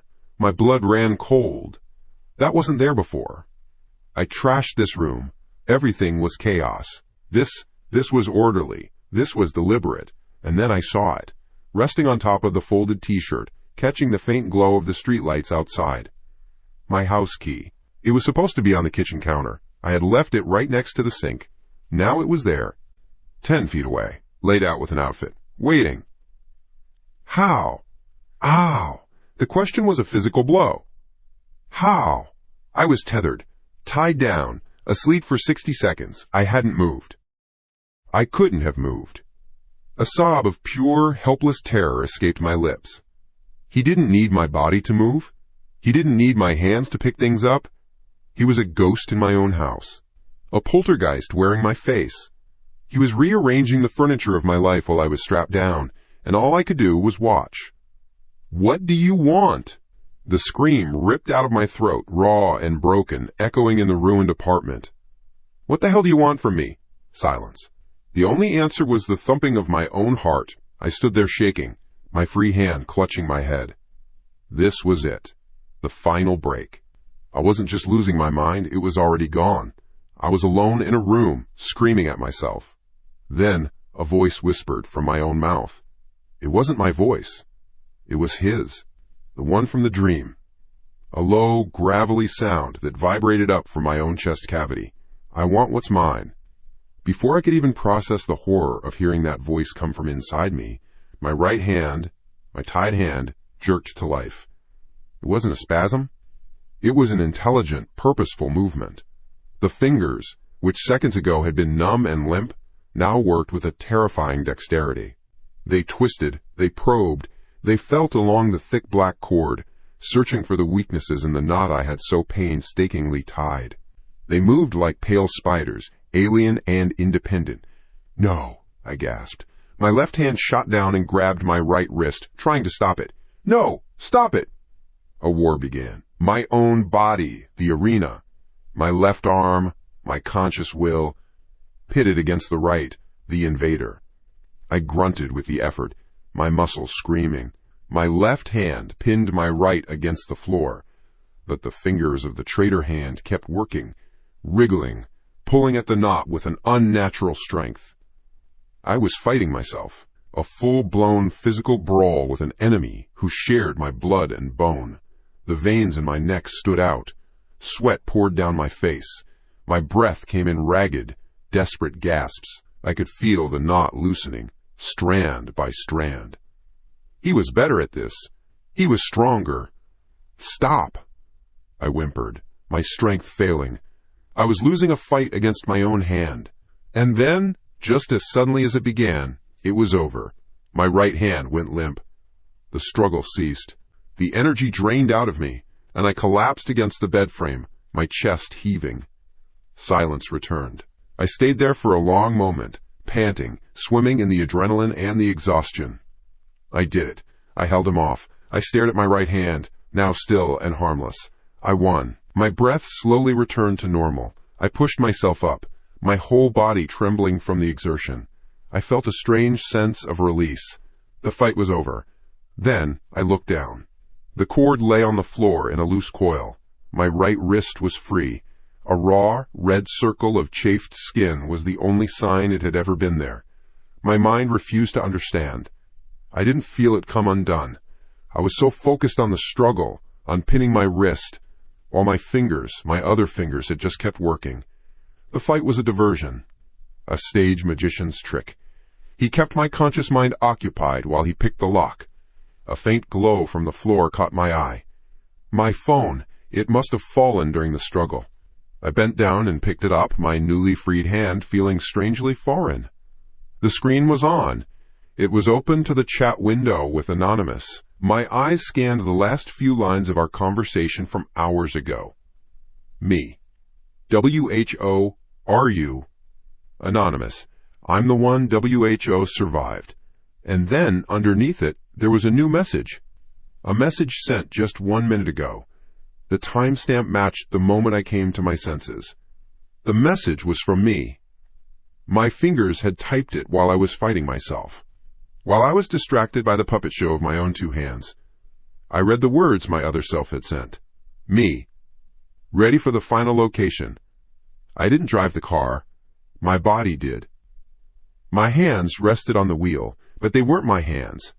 They were dead weights, accessories to a crime I was about to witness. My foot pressed the accelerator with a steady, even pressure I couldn't replicate, even on my calmest day. I was a passenger behind my own eyes, watching the world through a screen. Streetlights smeared into long, wet streaks of orange and white. The city bled away behind us, replaced by the dark, gaping mouths of country roads. The message on the phone screen was burned into my vision. Ready for the final location. He was. I wasn't. It didn't matter. The map. I hadn't looked at it since that first night, but I didn't need to. He knew the way. A left turn onto an unlit road. A right turn onto a gravel path that scraped and screamed against the car's undercarriage. The GPS on the dashboard was dark. My phone was dark. The directions were coded into my muscle memory, a route tattooed onto a part of my brain I couldn't access. My heart hammered against my ribs, a trapped bird wanting out. Fight! Do something! Grab the wheel! Slam on the brakes! I tried. I swear to God I tried. I sent the signal, the desperate electrical pulse from my brain to my arms. Nothing happened. It was like screaming into a vacuum. The signal arrived at a disconnected wire. He was in the control room, and he'd cut my feed. All I could do was watch my own hands steer me deeper into hell. The trees crowded in, their branches like skeletal fingers scratching at the windows. The headlights cut a weak tunnel through an ocean of black. How long had we been driving? An hour? 2? Time had melted. There was only the low hum of the engine and the frantic, useless beat of my own heart. Then my foot eased off the gas. My hand moved the gearshift into park. The engine cut out. The silence that crashed down was absolute. It was heavier than any sound. It filled my ears, my lungs. We were here. I looked out the driver's side window. Barely visible against the thick tapestry of the woods was a shape. A hard, geometric outline that didn't belong. A cabin. Small, dark, decrepit, the final X on the map. Get out! The command wasn't a thought, it was a physical pull. My hand found the door handle. It opened with a rusty groan that seemed deafening in the stillness. My legs swung out, planting themselves on the damp earth and pine needles. I was standing. The cool night air hit my face, smelling of wet dirt and decay. The cabin was maybe 50 feet away. My legs started moving. Each step was a betrayal. My body walked forward with a purpose I did not share. The door was made of thick, weathered planks, a dark iron handle its only feature. My right hand, reached out and tried the handle. Locked. Of course it was locked. A moment of relief, so sharp and hopeful it was painful, shot through me. It's locked. We can't get in. We can go home. We can. My head turned. My gaze locked onto a large, moss-covered rock just to the right of the doorstep. It was an instinct, an instruction I didn't know I had. My left hand, my good hand, the one that still felt like mine, trembled as it moved. But it moved. It bent down, my fingers digging into the cold, damp soil around the rock. I heaved. It was heavy, but it tilted, revealing a dark hollow in the earth beneath. And there it was, a single, old-fashioned iron key, rusted but solid. A sound escaped my throat, a choked sob. He thought of everything. He knew. My fingers closed around the key. It was cold, colder than the rock, colder than the dirt. It felt like a piece of bone. I stood up, my whole body shaking. I didn't want to do it. My arm rose. The key slid into the lock. It turned with a grinding, metallic crunch. The latch inside clicked open with terrifying finality. The door swung inward on protesting hinges, opening a rectangle of perfect, impenetrable black. The smell hit me first. Mold. Rotting wood. But there was something else underneath. Something sharp and metallic. Like old pennies. Like rust. It was the smell from the bathroom wall. The smell of old blood. I stood on the threshold for a long second. A man at the edge of a cliff. Then he walked me inside. The door swung shut behind me, not with a slam, but with a soft, final click. The darkness was total. I couldn't see my own hand in front of my face. I stood frozen, my ears straining, listening to the roar of my own blood. My hand fumbled along the wall, searching for a switch. My fingers brushed against something. A switch. I flicked it up. Nothing. Flick. Flick. Nothing. The power was out. Of course it was. My other hand, the traitor, slipped my phone from my pocket. My thumb pressed the side button. The screen flared to life, casting a cold, sterile light across the room. It was one small, square room. Empty. Dust and cobwebs clung to every surface. A small, grimy window on the far wall was boarded up from the outside. There was nothing here. No furniture, no body, no monster. Just a dirty, abandoned box. Relief again. A stupid, foolish flicker of it. Maybe this was it. Maybe he just wanted to show me an empty room. A meaningless final stop, but my eyes, illuminated by the phone's glow, were scanning the floor. The floor was rough, unfinished planks of wood, all the same shade of weathered gray. Except for one. Right in the center of the room, one plank was different. Darker, newer. It didn't fit. My heart sank into my stomach. No, please, no. The phone was placed on the floor, screen up, casting a cone of light towards the ceiling. He was freeing up my hands. I was on my knees before I even realized I was moving. My fingers, both sets of them, slid into the crack beside the darker plank. There was no hesitation. He knew exactly what to do. I dug my fingernails into the wood, pulling. It resisted. I grunted, pulling harder, my back muscles screaming. A nail screeched as it was torn from its home. The plank groaned, then lifted. I tossed it aside. It clattered against the far wall. Underneath was a hole, a small, dark square cut into the earth. It was filled with nothing but blackness. He made me reach in. My arm went into the cold, damp soil up to my elbow. My fingers brushed against something smooth and slick. Plastic. I gripped it and pulled.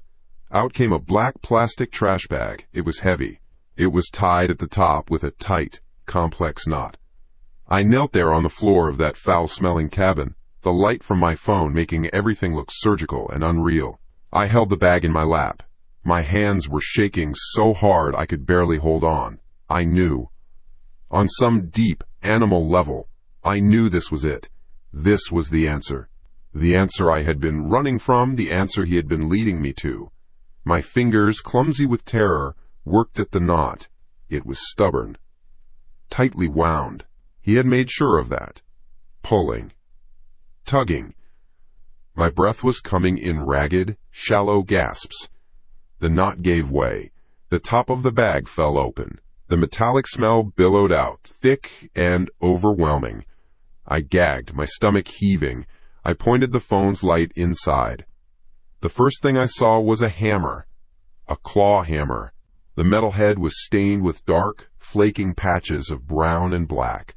The wood of the handle was dark too, soaked with it. It was caked in the crevices where the wood met the metal. My mind refused to process it. It was just an object, a tool. Next to it was a wallet.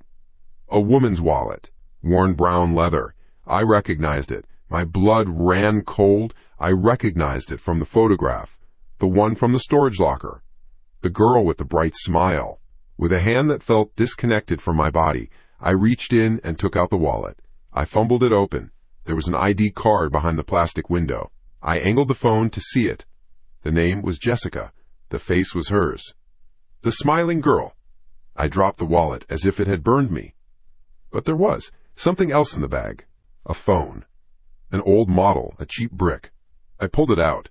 The screen was cracked. My thumb, moving on its own, found the power button on the side and held it down. The screen lit up. The battery was almost dead, a sliver of red at the top. And the lock screen lit up the darkness of the cabin, lit up my face, and burned itself onto my soul. It was a picture, a selfie. Of me. And her. Jessica. My arm was around her, and I was smiling. A real smile. A happy smile I didn't recognize. She was laughing, her head tilted back, her eyes full of light. We were on a beach somewhere. We were a couple. We were in love. A strangled noise came out of my throat. My vision blurred. It all came crashing down. The gaps. The missing pieces. The reason I was alone. And then the phone vibrated. A video. Stored on the home screen. Auto-played. The phone's camera was pointed up at a face. My face. But it wasn't me. The eyes were wide, glittering with a manic energy. The smile. It was the smile from the mirror. The wide, predatory, triumphant smile. He was standing in this very room. The rough wooden walls were the same. He was breathing hard, a bead of sweat tracing a line down his temple. He raised his hand into the frame. He was holding the hammer. He chuckled, a low, guttural sound that vibrated from the phone's tiny speaker and echoed in my own chest. My voice. His words. "She thought she could leave me," he said, the smile never faltering. He licked his lips. "Nobody leaves me." The video ended. The screen went black. A violent, wrenching spasm seized my body. I turned and threw up on the dusty floorboards, my stomach emptying itself of everything and nothing. Bile burned my throat. I retched again and again, dry heaves that tore at my insides. The truth was a poison, and my body was trying to expel it. I killed her. The girl I loved. The girl whose name I didn't even know until 30 seconds ago. I had a life. I had love. And I destroyed it. I wasn't the victim. I wasn't being haunted. I was the monster. Tears and snot and sweat ran down my face. I pushed myself up, my body trembling and weak, my gaze sweeping across the empty, filthy cabin that served as my own personal tomb. My tomb. And hers. I looked up, my eyes blurry, searching for something, anything that wasn't this horror. My gaze fell on the thick, central beam running across the low ceiling. There was something on it, carved into the wood, not with a pen, with a knife. The letters were deep, angry slashes. It wasn't my handwriting, it wasn't his, it was someone else's. My phone's light found the words. I read them. You remember now? Time for the main event. The words carved into the beam burned behind my eyes. I didn't need to see them anymore. They were branded on my brain. You remember now? Time for the main event. My creation. His creation. No, someone else's. My body moved. I stumbled out of the cabin, leaving the open bag, the hammer, the wallet, the dark phone on the floor. I didn't close the door. I left it gaping open to the night, a wound in the woods. The stench of rot and old blood followed me out, clinging to my clothes, my skin. He and I were one now, but it didn't matter. The monster I had become, the man I had been, we were both puppets. The carved letters proved it.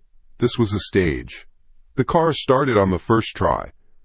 My hands were my own again, but they trembled on the wheel, slick with a sweat that wasn't mine. It was his. The terror was his. The crushing weight of what he had done belonged to me. A fair trade. I drove. Not back to the city. Not back to my apartment. There was only one place to go. A cage. That's what I needed. That was the only choice I had left. The only way to stop him. To stop this. The drive was a blur of headlights and dark trees. I kept seeing her face. Jessica. The smile in the photo. The life in her eyes. I had a life. I had love. He took it from her. He took it from me. The monster in my head murdered us both. The first streetlights of the suburbs felt like an accusation. Normal houses with sleeping people inside. People who had never woken up a different person. People who weren't walking tombs. My hands tightened on the wheel. A blue sign glowed in the distance. Police. I drove toward it like a ship steering into a storm. It was the only harbor I had left. I parked across the street, the engine ticking as it cooled. I sat there for a minute. Or maybe 10. The clock on the dash was a meaningless jumble of numbers. This is it. The last act of free will I have. I got out of the car. My legs felt like lead. Each step across the asphalt was a final, heavy footfall. I pushed the glass door open. A small bell I didn't see chimed softly overhead. The station was quiet. Too quiet. A place like this should have a pulse, a rhythm of quiet chaos. Phones ringing, static from radios, the low murmur of conversation. But there was nothing. Just the hum of the overhead fluorescent lights. A single officer sat behind a high desk, his back to me, typing slowly on a computer. He was a big man, his shoulders straining the fabric of his blue uniform. I walked toward the desk.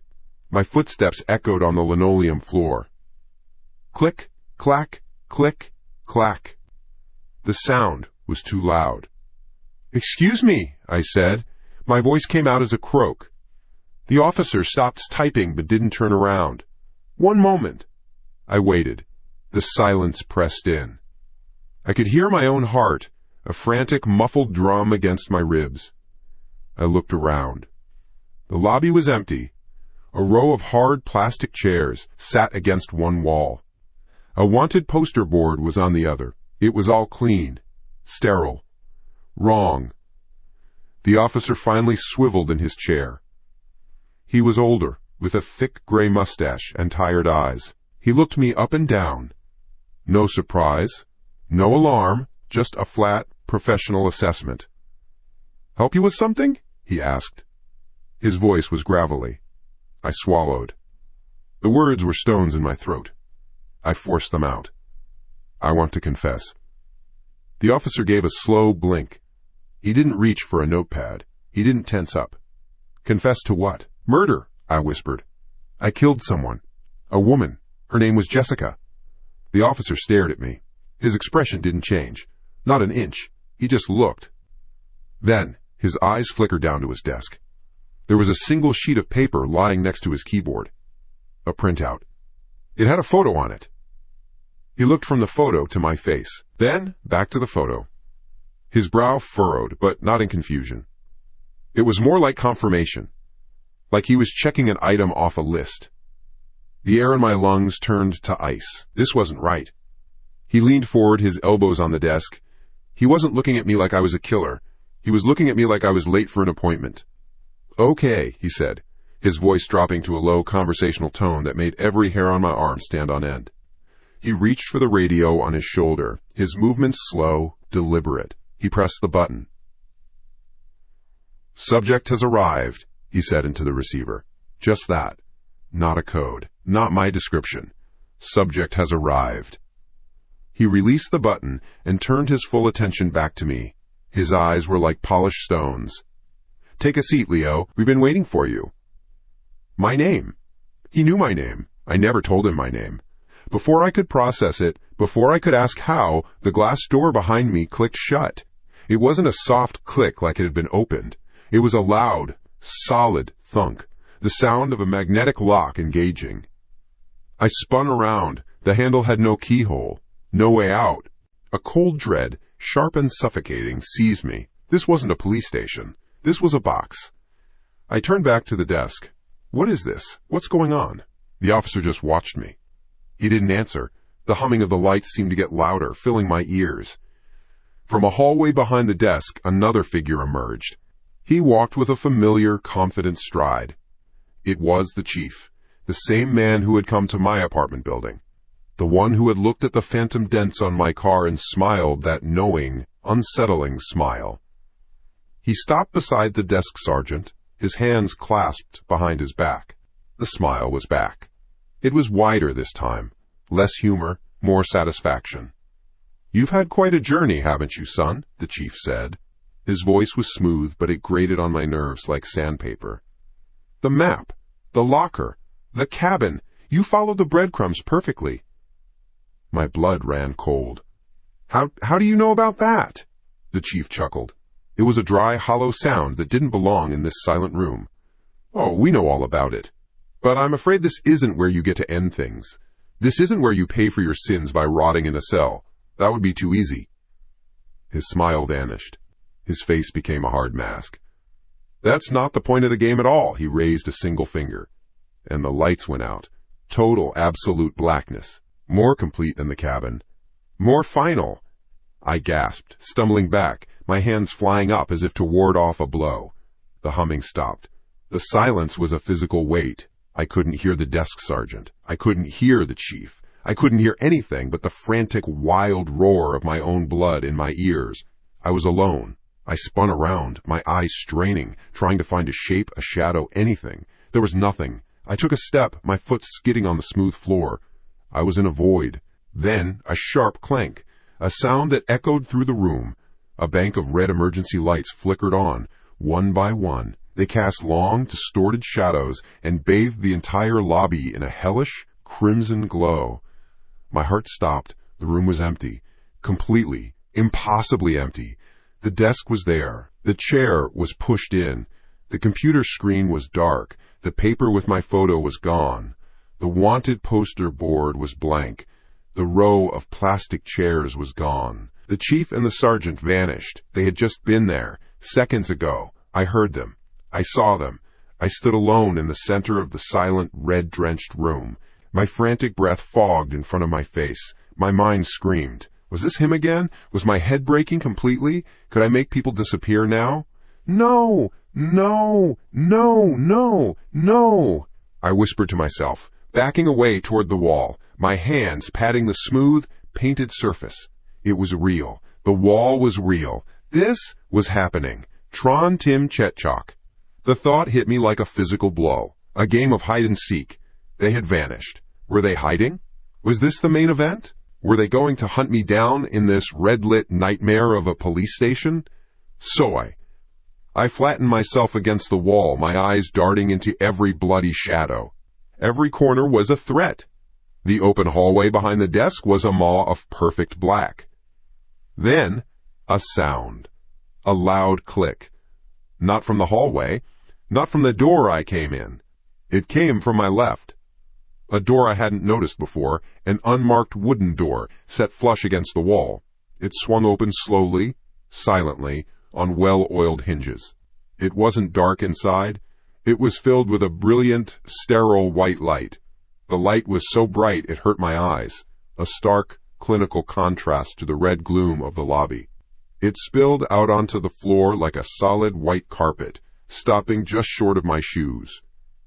I froze, shielding my eyes. I was a deer caught in the headlights, a fly caught in a web. Then, a voice came from the white room. It wasn't the chief, it wasn't the sergeant. It was a voice I knew, a voice I trusted. It came from a speaker, amplified and clear, echoing slightly in the empty lobby. It was my therapist, Dr. Evans. "Thank you for your cooperation, Leo," her voice said, calm and impossibly detached. The warmth and empathy she always used in our sessions were gone, replaced by a cold, procedural tone. The play was very convincing. Your depiction of a man discovering his own monstrosity was superb. The words didn't compute. Play? Convincing? But the performance is over now, her voice continued from the blinding white light. It's time to meet the director. Come on in. I stood there, trembling, caught between the red darkness behind me and the white emptiness in front. My legs wouldn't move. My mind reeled, trying to connect the pieces. The map, the cabin, the police, Dr. Evans. It was all a script. My breakdown, my horror, my confession, it was all part of their show. I was the star, and I didn't even know I was on stage. The white light from the doorway seemed to pull at me. I knew, with a certainty that went deeper than fear, that I had no other choice. My journey hadn't led me to a cage or to justice. It had led me here, to this door. He didn't make me walk this time. I did. I took a step. Then another. The red gloom vanished, swallowed by a white so clean it hurt. My foot crossed from the cold linoleum floor of the lobby onto something else. A smooth, seamless surface, cool and sterile. The air changed. It was dry, recycled, with a faint chemical tang, like a hospital. The doorway behind me was a frame of absolute blackness now. I heard the soft hiss of pneumatics and a solid, final thunk. The door was gone. The wall was whole again. I was sealed in. The room wasn't large. It was a box of clean, white light. No furniture, no windows, just walls, except for the one directly in front of me. It wasn't a wall. It was a bank of monitors, dozens of them, from small 9-inch screens to a massive one in the center, all of them dark. They were stacked in a neat, imposing grid. In front of them sat a single high-backed chair, its occupant facing away from me toward the dead screens. A silhouette, a head, a set of shoulders. The only sound was the low, steady hum of electronics. It vibrated in my teeth. This was a control room, a viewing room. My journey hadn't led me to a cell. It had led me to the audience. My throat was dust. Dr. Evans' voice echoed in my head. It's time to meet the director. Was this her? Was this the person who pulled the strings? I waited for the chair to turn, for the final mask to come off. My heart hammered against my ribs. a dull, panicked rhythm against the hum of the machines. Slowly, the chair swiveled around. It wasn't Dr. Evans. The person was a woman, younger than the doctor, maybe my age. She had dark hair pulled back severely from her face, making her cheekbones look sharp, carved. Her clothes were simple, dark. But it was her eyes I saw first. I knew those eyes. A deep, warm brown. But there was no warmth in them now. They were chips of stone. Cold. Dead. I knew them from the photograph. The one from the wallet in the cabin. The one I had clutched in my hand. Jessica's eyes. The woman's lips, a thin, pale line, barely moved. "Hello, Leo." The name hit me again. A bullet. Or, she continued, her voice perfectly level, a monotone that was somehow more terrifying than a scream. "Should I just call you what you are? The man who murdered my sister?" My mind short-circuited. The room tilted. Sister, Jessica's sister. The pieces didn't just click into place. They slammed together with the force of a car crash. I saw her face in my mind, the smiling photo, and next to it, this woman's face, the same eyes, the same shape of the jaw. It was undeniable. I stumbled back a step, my heel hitting the seamless wall behind me. There was nowhere to go. "What?" The word was a useless puff of air. She didn't get up. She didn't need to. She held all the power from that chair. "You look confused." "That's good. I was counting on it. Confusion was the first part of the gift." She gestured at the empty air. "This entire thing, Leo, it was for you. My gift to you." My brain scrambled for an anchor. The police. The chief. A flicker of a smile, cold and sharp as a razor. "The chief. His niece was one of yours. Found her in a dumpster behind a diner. He was more than happy to help. The desk sergeant lost his son 2 years ago, beaten to death in an alley. The killer was never found. But then I showed him your picture, your other picture. And Dr. Evans, well, let's just say her investment in seeing you suffer is deeply personal. Every word was a nail in my coffin. This wasn't a conspiracy. It was a support group. A club for the ghosts you left behind." "The car accident," I whispered, the memory feeling thin, fake. "Wasn't an accident," she said, her voice dropping, taking on a venomous satisfaction. "I did that. I followed you for weeks. I knew your route. I calculated the speed, the angle. Just enough to rattle your skull, just enough to sever the connections, to bury him and let a new, scared little man named Leo wake up in his place. A blank slate, the blood drained from my face. I felt dizzy, sick. I had been born in a wreck she had created. And the map?" My voice cracked. "His masterpiece," she said, almost with a note of bitter admiration. "I broke into your apartment after the crash, before you came home from the hospital. I was looking for anything, a confession, a name, a reason. And I found it, tucked inside an old book, a hand-drawn map, his murder journal. Every X was a life he'd taken. A little travelogue of his atrocities. So I put it back where you'd find it. I gave you the first breadcrumb." She leaned forward slightly, her dead eyes pinning me to the wall. "We didn't want you dead, Leo. That's a mercy you never gave anyone. We didn't want you in a cage, forgetting what you did, fading away on the state's dime. That's too easy." Her voice was low, a growl that vibrated through the silent room. "We wanted you to feel it. We wanted you to walk in the footsteps of the monster. We wanted you to uncover each horror one by one, with your own 2 hands. We wanted you to experience the dawning, sickening realization. The terror. The self-disgust. We wanted you to know, really know, what it feels like to be hunted by something you can't understand. We wanted you to feel exactly what my sister felt in her last moments." The room was shrinking. The air was getting thick. I couldn't breathe. My reality, my identity, my entire horrifying journey of self-discovery, it was all a script. A pre-written play. And I was the star.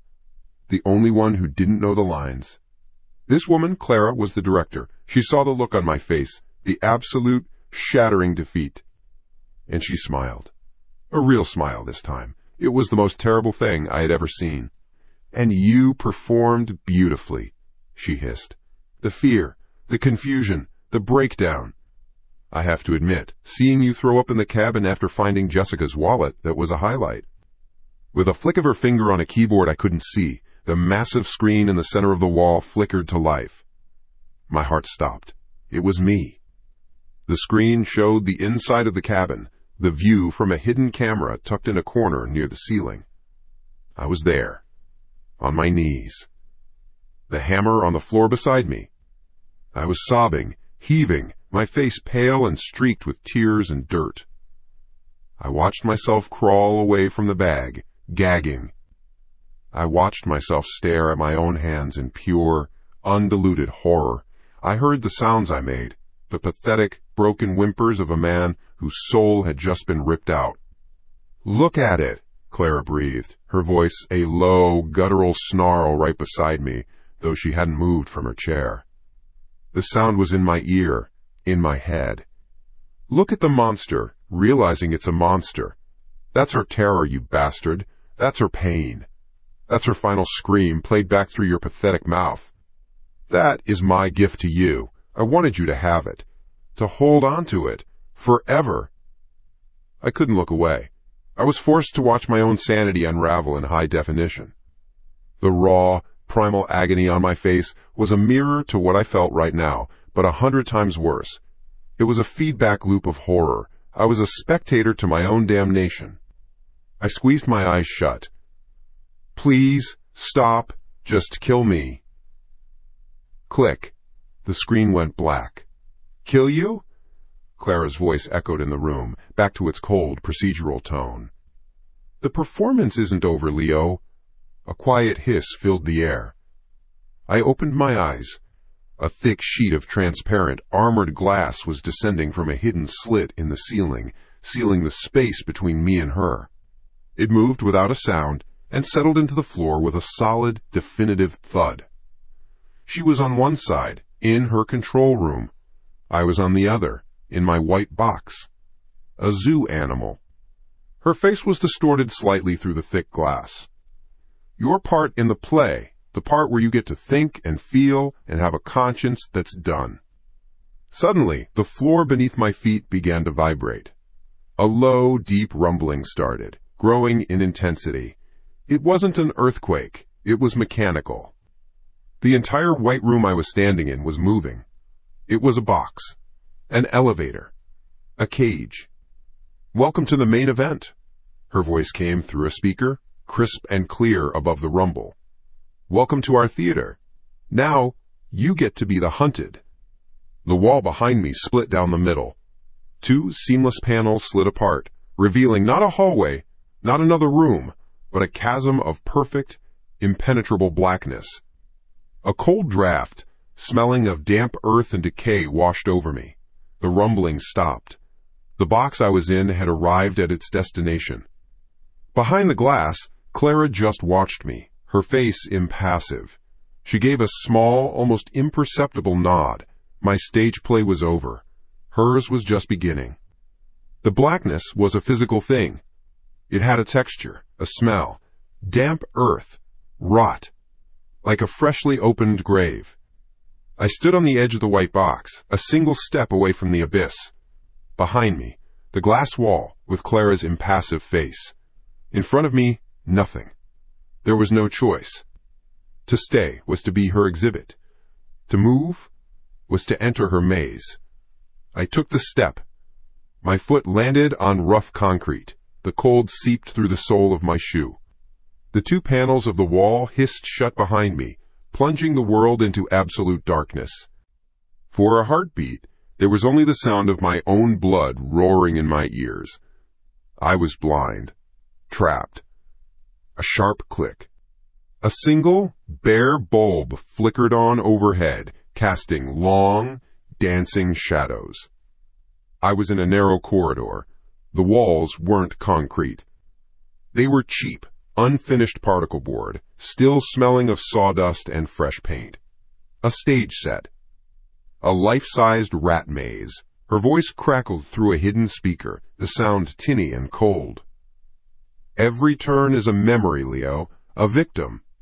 Time to start your tour. The corridor stretched forward 20 feet before offering a sharp right turn. There was nowhere else to go. My feet felt like lead, but they moved, one in front of the other. The sound of my footsteps echoed off the cheap wood. Right, left, right, left. The air was stale, still. My own breathing was a harsh rhythm in the silence. I reached the corner and hesitated, my hand pressed against the rough wall. I didn't want to see what was around it. I wanted to curl up on the concrete floor and wait for it all to end. But the silence from Clara's end was a threat in itself. She was watching, waiting for the performance. I took the turn. I was in the gas station. She'd rebuilt the whole goddamn thing. The grimy counter, the dusty shelves with their faded candy bars, the greasy film on the floor. A single fluorescent light overhead sputtered and buzzed, bathing everything in a sickly yellow-green glow. The smell of old gasoline and stale coffee was so strong it had to be artificial, pumped in through a vent. On the counter, next to a rusted cash register, sat the music box. The little ballerina was frozen mid-pirouette. No, as if on cue, the tinny melody began. A slow, haunting nursery rhyme, the same one from the woods. The sound scraped at my nerves, a nail dragging across my brain. I backed away, my heel bumping into a metal shelf. A can of beans clattered to the floor, the sound a gunshot in the buzzing silence. My eyes darted around the room, expecting something to lunge from the shadows. But there was nothing. Just the set, just the music. Then I saw it. In the far corner, half hidden by a rack of old motor oil, was a figure. A person.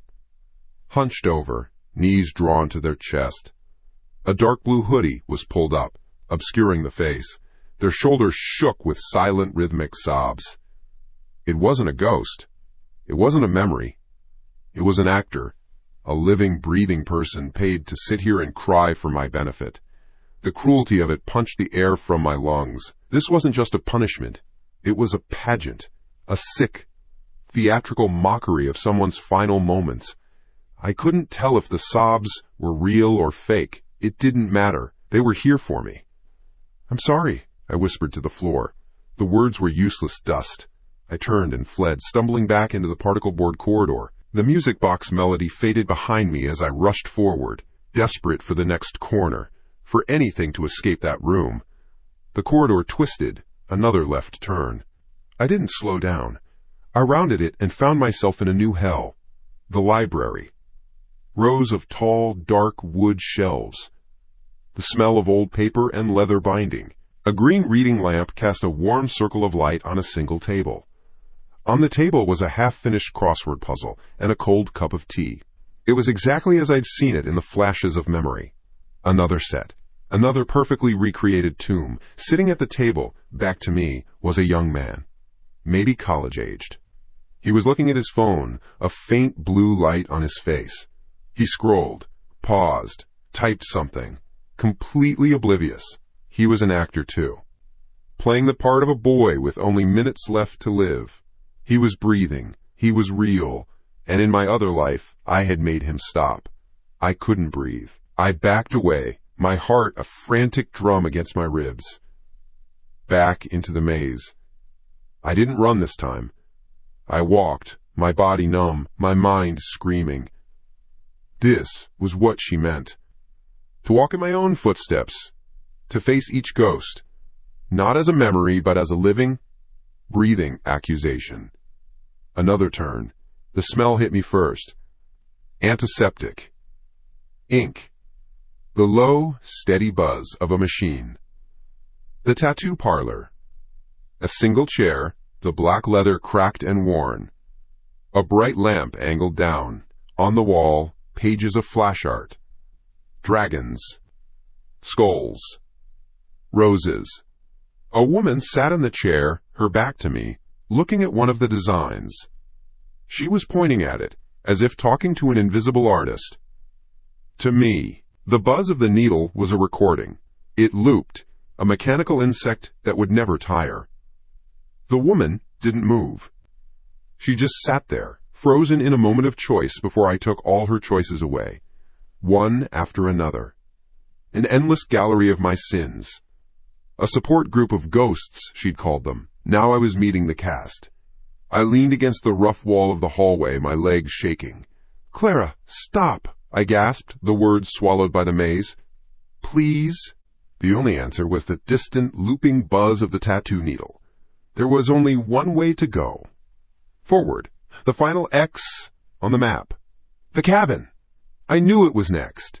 I knew it would be the worst. I forced myself to walk, my dread a cold, heavy stone in my gut. The corridor seemed to stretch on forever, a final walk to the gallows. And then, the smell of pine and damp wood. The end of the hallway opened up. I was standing in the doorway of the cabin. It was perfect. The dusty floorboards, the single cot, the grimy window looking out into painted blackness. The air was cold. Still, she'd even recreated the smell of decay. This time, someone was already on the cot. A woman, curled on her side, facing away from me. Her dark hair was splayed across the dirty pillow. An actor playing Jessica. Or maybe playing Clara herself, imagining her sister. My stomach twisted. I couldn't do this. I couldn't watch another one. I started to turn back, to retreat into the maze. Creak. The sound came from the cabin's other door, the one that led to the small, filthy bathroom. It swung open slowly. A man stepped out. He was big, broad shoulders that filled the doorframe. He wore loose, dirty jeans and a dark work shirt. His face was hidden behind a plain, white, expressionless mask, the kind you buy at a craft store. It made him a blank slate of menace. In his right hand, held loosely at his side, was a hammer. A claw hammer, its head smeared with something dark and rust-colored. He wasn't an actor. The feeling was instant, primal. This wasn't part of the play. This was the play's end. The other figures had been passive, reenacting last moments. This man was active. He was a predator. He took a slow step into the room, his head tilted, the blank mask fixing on me. He lifted the hammer, testing its weight. Her voice, Clara's voice, returned to the air, no longer tinny but crisp, clear, and full of a dark, final satisfaction. It came from all around me. "You've met my ghosts, Leo. Now, meet one of theirs. That's Amy's husband, the girl from the library. He heard about my project. He volunteered. He wanted the part of you." The blood went cold in my veins. My mind short-circuited. Terror, pure and undiluted, bypassed thought, and went straight to my muscles. The man took another step. I ran. I spun around and bolted back into the maze of particle board. I heard a heavy crash behind me as the man likely knocked over the table, followed by the sound of heavy, running footsteps on the concrete floor. He was coming. My lungs burned. My legs pumped. The cheap walls were a blur of brown. Left turn. Right turn. The maze wasn't just a path anymore. It was a trap. I burst back into the tattoo parlor set. The woman was still in the chair, a statue. The buzz of the needle seemed to mock me. I skidded on the floor, scrambling past her, back into the corridor. The footsteps were getting closer, a heavy, rhythmic thump, thump, thump that was gaining on me. I shot past the opening to the library. I saw the kid at the table look up, his face a mask of practiced confusion as I sprinted past. He was part of the show. The man with the hammer was not. Panic was a wild animal clawing at my throat. My only thought was to get back to the beginning, to the door, to the white room. Anywhere but here. I rounded another corner at full speed and my foot hit something slick. The floor here was tiled. Wet. My arms flailed, my balance gone. I went down hard, my hip and shoulder smashing into the tile with a sickening crack of pain. I landed in the bathroom. The set of the first scene, my first kill. The one where I had found the wallet. The tiles were wet and sticky. The mirror on the wall was a perfect replica. I scrambled to my knees, shaking, pain shooting up my side. The heavy footsteps were closing in. I had seconds. My eyes shot up to the mirror, a reflex. I expected to see him. The man in the mask, his hammer raised. I didn't. I saw myself. My own reflection. My face was pale, streaked with sweat and grime. My eyes were wide with animal fear, and from those eyes, tears were streaming down my face. My reflection wasn't smiling. It wasn't the monster. It wasn't the other guy. It was me, Leo. And I was crying. I was watching myself break, watching my own hopeless, terrified face weep in the grimy mirror as the sound of my executioner's footsteps grew louder and louder just outside the door. The footsteps stopped. They were right outside the bathroom doorway. A shape blocked the light, a hulking silhouette against the dingy corridor. I was still on the floor, a heap of broken parts on the sticky tile. Pain radiated from my hip, a hot, sharp star. My reflection in the grimy mirror was a stranger, a pathetic, weeping stranger. My face was wet with tears I didn't remember starting. This was it, the end of the line. A grim justice served in a cheap replica of my first sin. A part of me didn't want to move. A loud, tired voice in my head just said, "Good, let it happen, you deserve this." I had run long enough. From them. From myself. I closed my eyes. I didn't want to see the hammer. I just wanted to feel the impact. The final, crushing release. I heard the air move. A sharp whoosh. My arm shot up. It wasn't a choice. It wasn't a thought. My body moved before my brain could process it. My left forearm, bony and thin, rose to meet the hammer's descent. It was a stupid, hopeless gesture. A twig against an axe. Crack!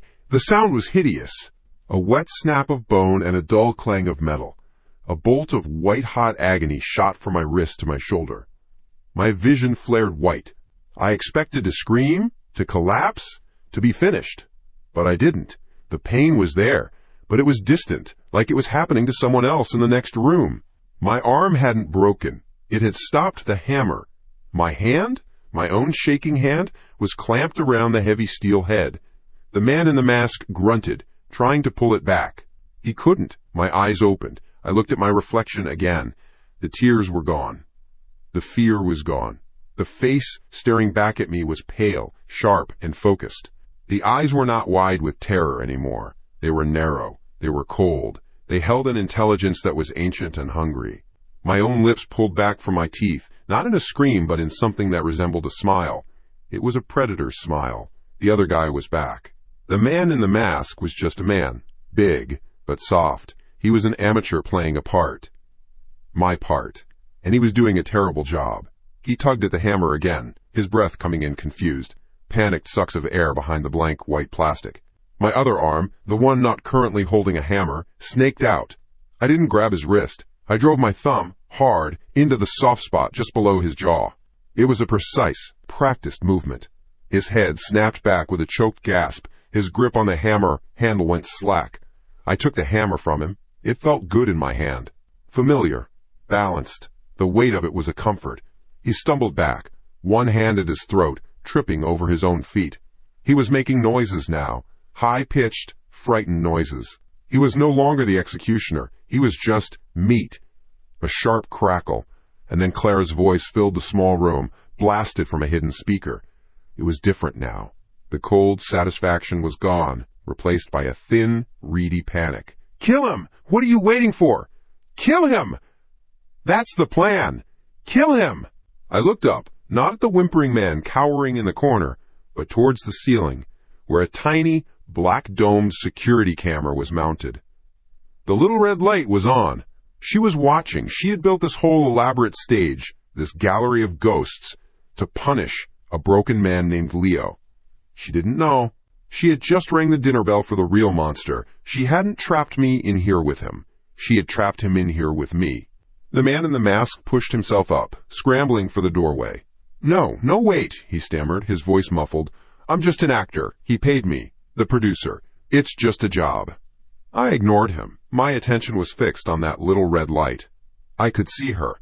Picture her. Leaning forward in a dark room, her face lit by the glow of a monitor, her knuckles white. She thought this was her show. I raised my free hand, the one that should have been shattered, and gave the camera a little wave. I let the hammer rest against my shoulder. "Thanks," I said. My voice came out wrong. A low, gravelly sound, like stones grinding together. It wasn't Leo's voice. "I needed that. The tour. It helped me remember. I took a step towards the camera, my eyes locked on the lens. I could almost feel her terror through the glass. The terror of a plan gone sideways. The terror of a creator seeing its creation turn on it. This was better than any of the pain she had designed for me. "It's a great setup you have here, Clara," I continued, my voice a low purr. "Very detailed, but your casting is shit." With a casual flick of my wrist, I swung the hammer. It connected with the camera dome in a shower of black plastic and shattered glass. The little red light blinked out. The speaker went dead. Silence. For a moment there was only the sound of the masked man's ragged breathing. He was frozen in the doorway, halfway to freedom, watching me with the wide, stupid eyes of a cow in a slaughterhouse. I turned my head slowly to look at him. The blank white mask was an insult, a cheap imitation. I reached up and ripped it from his face. He was just a guy. Mid-40s, bald spot, a weak chin slick with sweat. He looked like he sold insurance. His eyes were swimming with tears. "Please," he begged. "My name is Frank. I have kids. They just told me to act tough, to scare you." I stepped over to him. He flinched, pressing himself against the doorframe, trying to make himself smaller. I leaned in close so he could smell the stale air on my breath. "Run," I whispered. He didn't need to be told twice. He scrambled out of the bathroom and disappeared down the particle board corridor, his heavy footsteps pounding away in a desperate retreat. Good. The stage was clear. I stood alone in the maze. My maze. The air was still. The cheap sets stood silent around me. The tattoo parlor. The library. The gas station. These weren't tombs anymore. They weren't monuments to my sins. They were mile markers. Trophies. I started walking. Not running. There was no need to run. The hunter doesn't run. He stalks. My bare feet were silent on the cold concrete floor. I passed the entrance of the tattoo parlor. The actor, the woman in the chair, was gone. Smart girl. The recorded buzz of the needle still looped, a lonely, mechanical insect. I stepped inside, my fingers tracing the cracked leather of the artist's chair. My chair. I remembered the feel of the machine in my hand. The vibration. The quiet pleading of the girl who just wanted a rose on her shoulder. I left the shop and continued my slow patrol. Next was the library. The college kid was gone too. The book was still open on the table, next to the cold cup of tea. I walked between the shelves, the smell of old paper like a forgotten perfume. I had been quiet here. He never even saw me. He was reading poetry. I remembered the title of the book. I remembered the surprised look in his eyes. A brief flash of confusion before the lights went out. Clara wanted me to feel their fear. She wanted me to relive their last moments as the victim. What she didn't understand is that I was never the victim. I was the architect of those moments. I was the silence in the room. I was the final sentence in their story. She hadn't forced me to walk in my victim's shoes. She had just given me my old shoes back. I left the library and came to the recreation of the gas station. The cheap music box was silent on the counter. The little ballerina was still. It was almost peaceful. I picked up a candy bar from the dusty shelf. Stale. I tossed it aside. The smell of gasoline was strong. I remembered the boy, the night attendant. He'd been so brave. Tried to fight back with a tire iron. It was admirable. Pointless, but admirable. I walked the corridors, my new kingdom of cheap wood and concrete. I could feel the building around me, the hum of the electrical wiring in the walls, the whisper of the air conditioning through the vents. This whole place was a machine, and a machine has a heart, a control room. I followed the hum. It led me away from the sets, down a long, new corridor I hadn't seen before. The particle board gave way to drywall, then to painted cinder block. The floor was cleaner here. The lights were brighter.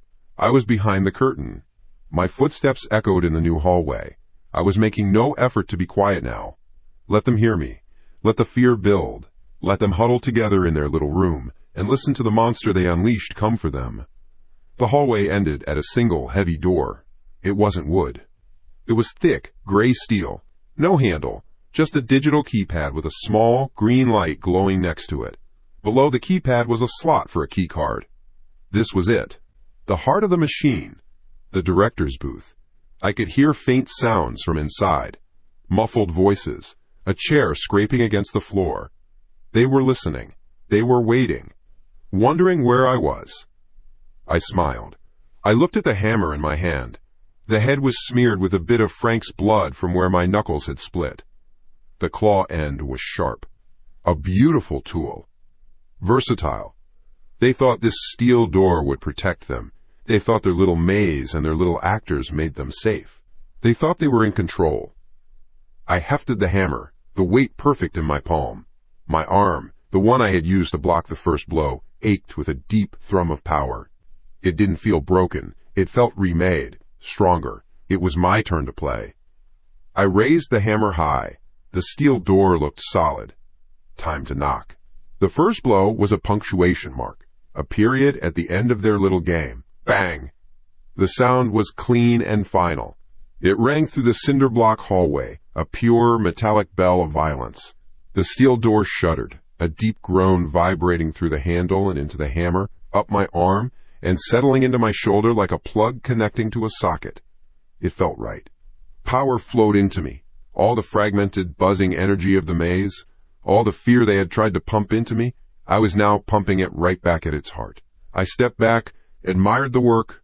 A small, concave dish had appeared in the gray paint, the center of a spiderweb of fractured coating. It was a good start.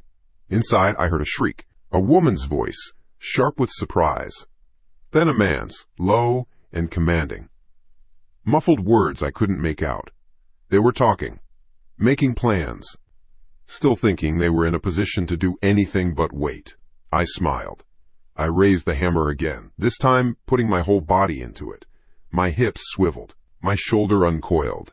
It was a fluid, practiced motion, like skipping a stone across a still pond. Boom!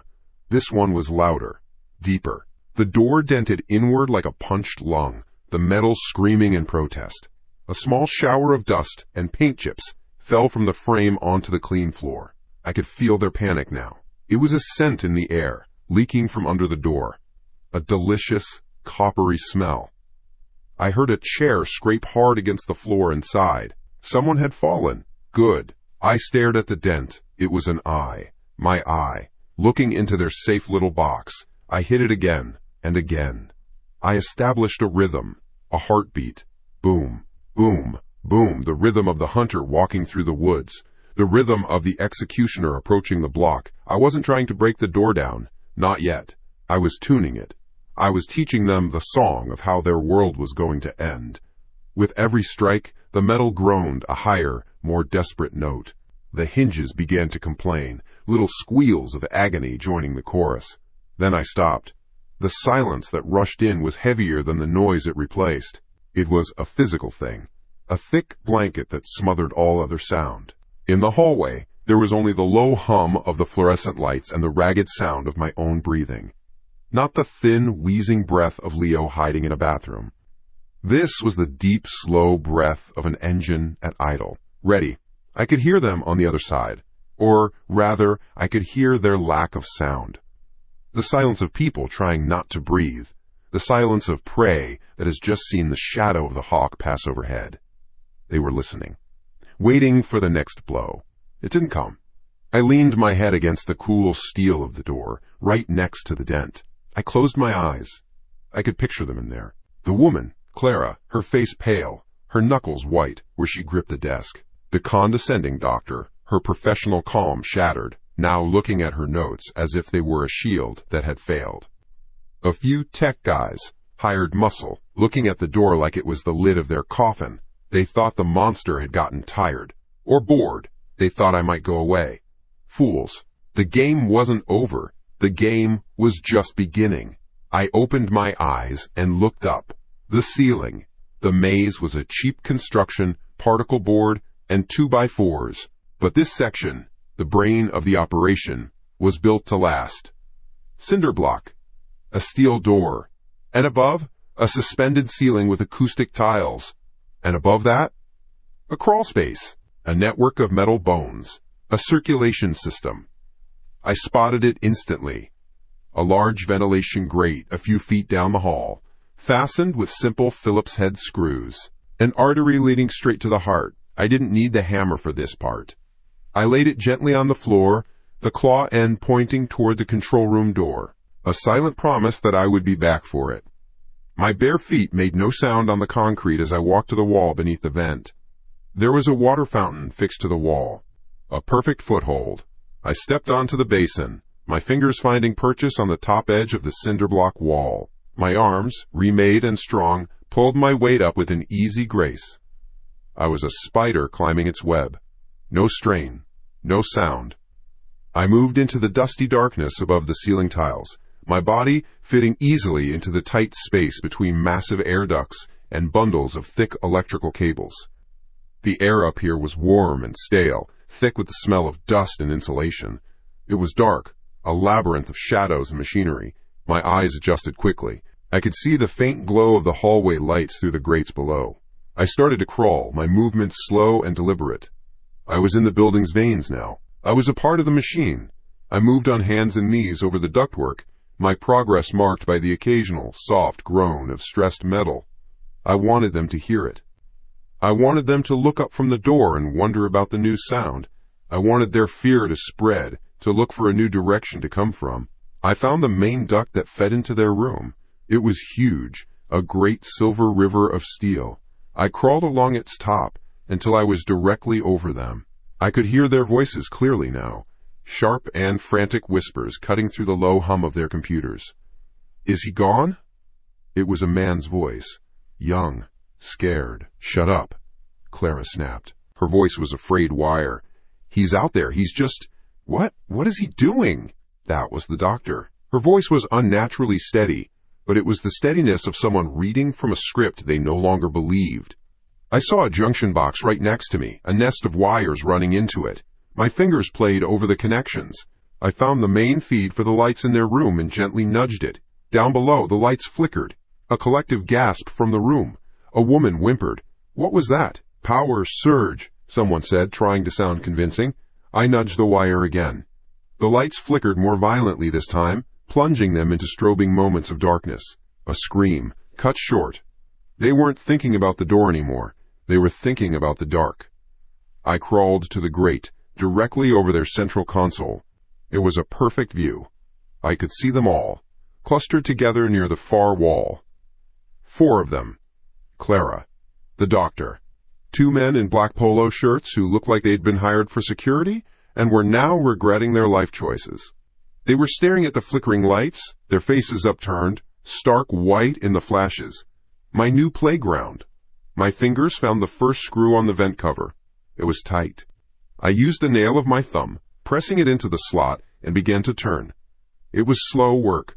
The metal made a tiny, high-pitched squeak with each partial rotation, a sound only a mouse would make, a sound that would be lost in their panic. After a few turns, the screw was loose. I worked it out with my fingertips. I held it for a moment, a small, cold piece of metal. Then I let it drop. It fell through the grate.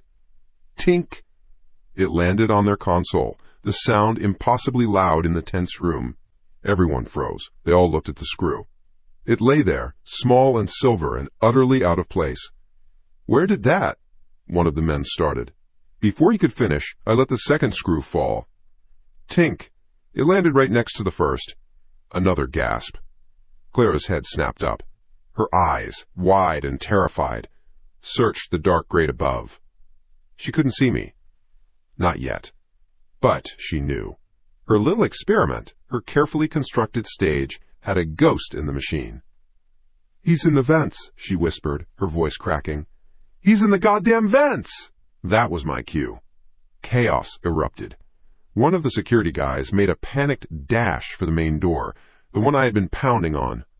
He fumbled at the handle, pulling uselessly. He didn't know I had wedged the claw of the hammer under the exterior handle before my ascent. A simple, effective trap. "It won't open!" "It's jammed!" he yelled, his voice shrill with terror. The other 3 were now scrambling toward a smaller door in the back of the room. A fire exit.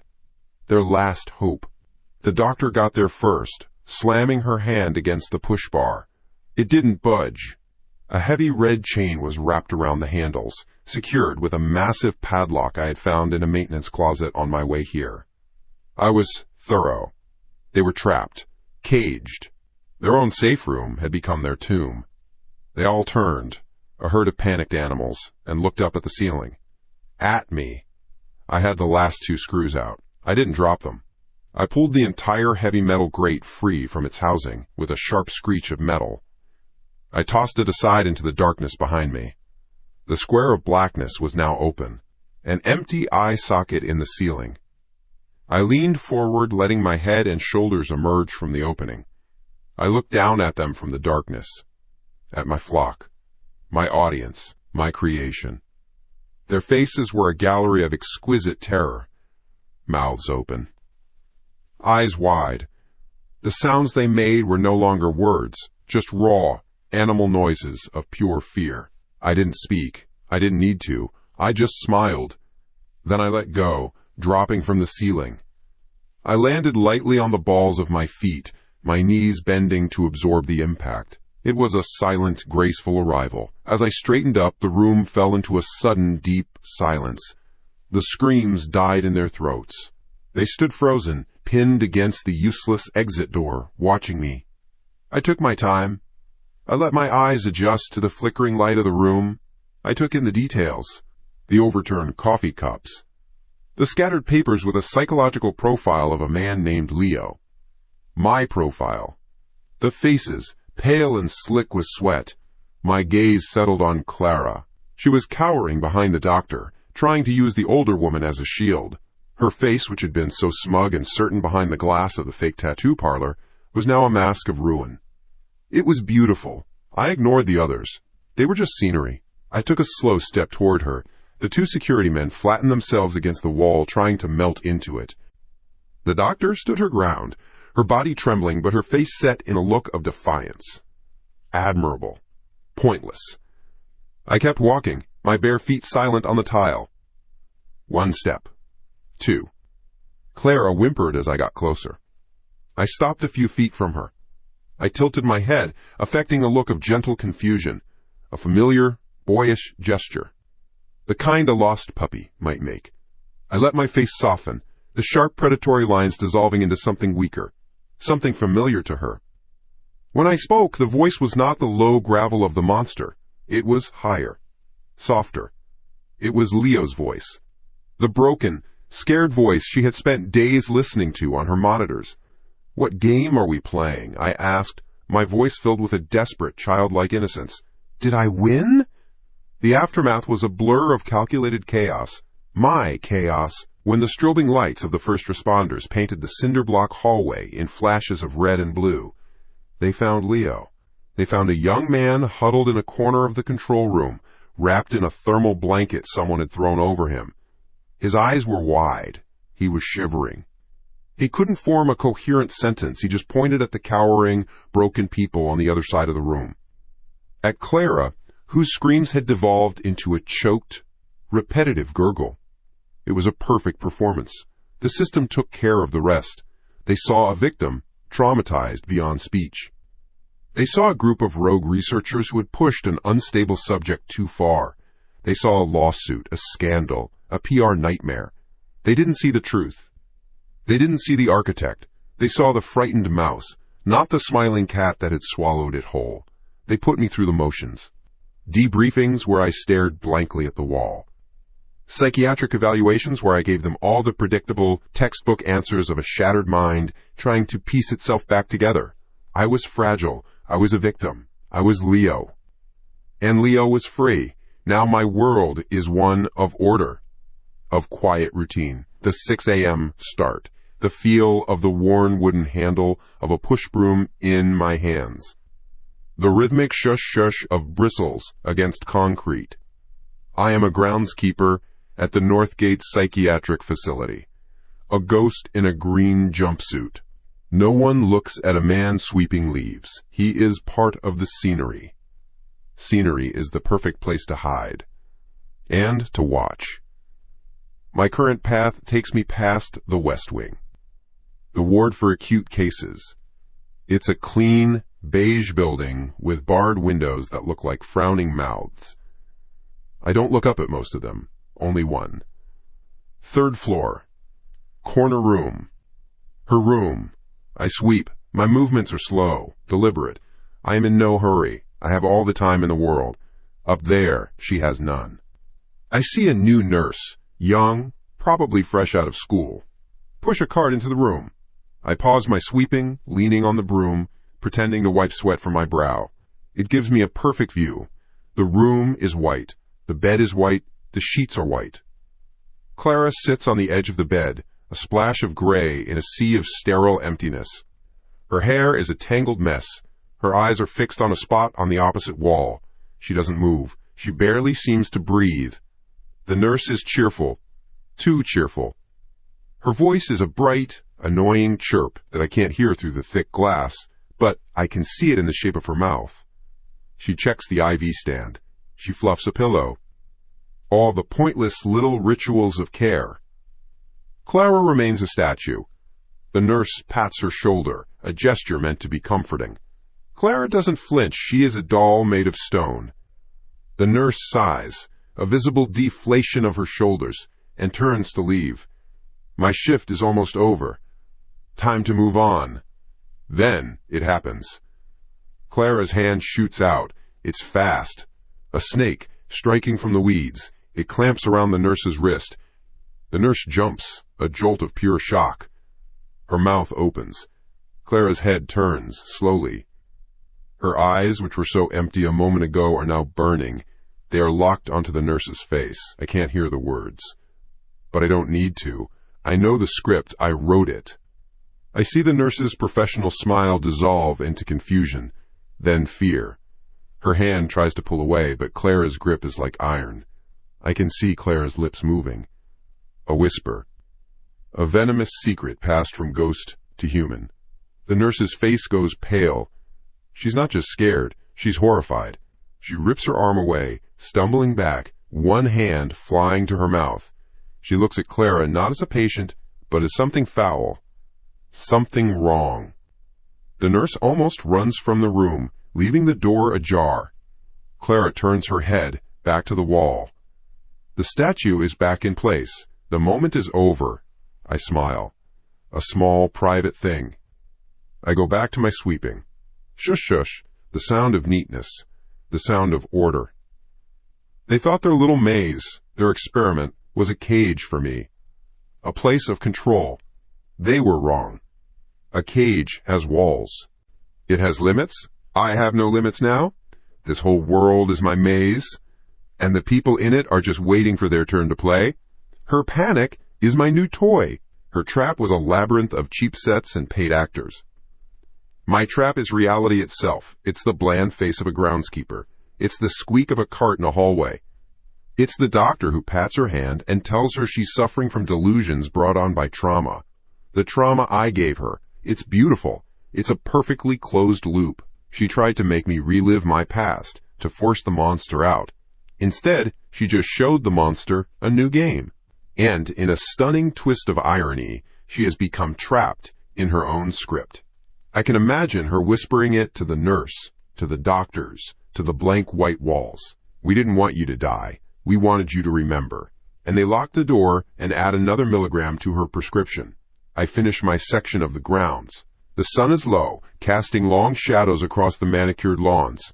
It's peaceful here. I collect my tools, wheeling the big plastic bin toward the maintenance shed at the edge of the property. The shed sits on a small rise. It gives me one last look at the west wing. I stop. Just for a moment. I look up at her window. 3rd floor. Corner. She's standing there. Pressed right up against the glass. Her face is pale and drawn. She isn't looking at the sunset. She isn't looking at the trees. She's looking at me. Our eyes meet across the lawn. Miles of green grass and a few dozen yards of air. It feels like I'm standing right in front of her. The world shrinks to just the two of us, the hunter and the first trophy. I feel the muscles in my face shift. It's an old reflex. One I practiced in the mirror for days during my evaluation. I let the hard lines of my face soften. I let my shoulders slump, just a little. I tilt my head. I give her the smile. Not my smile. Leo's smile. The confused, broken, innocent smile of the boys she thought she was manipulating. The smile of the victim. Her reaction is magnificent. It's not a scream. It's an implosion. I see her mouth open in a perfect O of terror. Her body convulses, hitting the window with a thud I can feel more than hear. Her hands fly up to beat against the glass, but it's a weak, frantic drumming. She stumbles back from the window, out of my sight, into the white, into the madness. The flashpoint. The moment the last thread of hope snaps. The moment she realizes the monster isn't in her head. He's outside, tending the garden, and he is smiling at her. I hold the smile for a few more seconds for the benefit of any hidden cameras she might have convinced them to install. Then I let it drop. My work here is done for the day. I turn and continue my slow walk to the shed. The air is cool on my skin. The day is ending. A sense of deep satisfaction settles over me. A job well done. I put the broom away, hanging it on its proper hook. I clock out. I walk toward the bus stop on the main road, just another working man heading home. My footsteps are even. My breathing is calm. My hands are steady. As I walk, my right hand rests on the plastic handle of my lunchbox. Without thinking, my fingers start to tap. A light, absent-minded rhythm against the cheap plastic. Tap. Tap, tap, tap, tap, tap, tap. I stop walking. What is that? 20s? I listen to the echo of the rhythm in my head. It's a tune.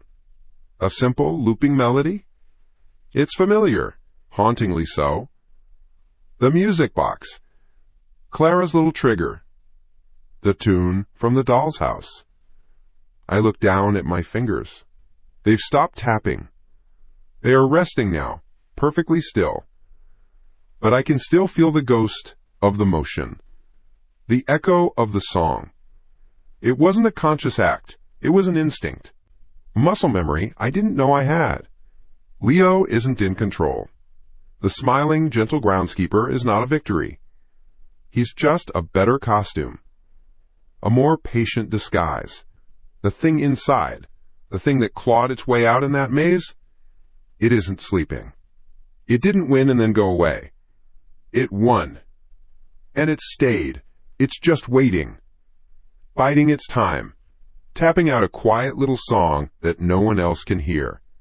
And now, for the first time, it's completely and utterly free. Joe.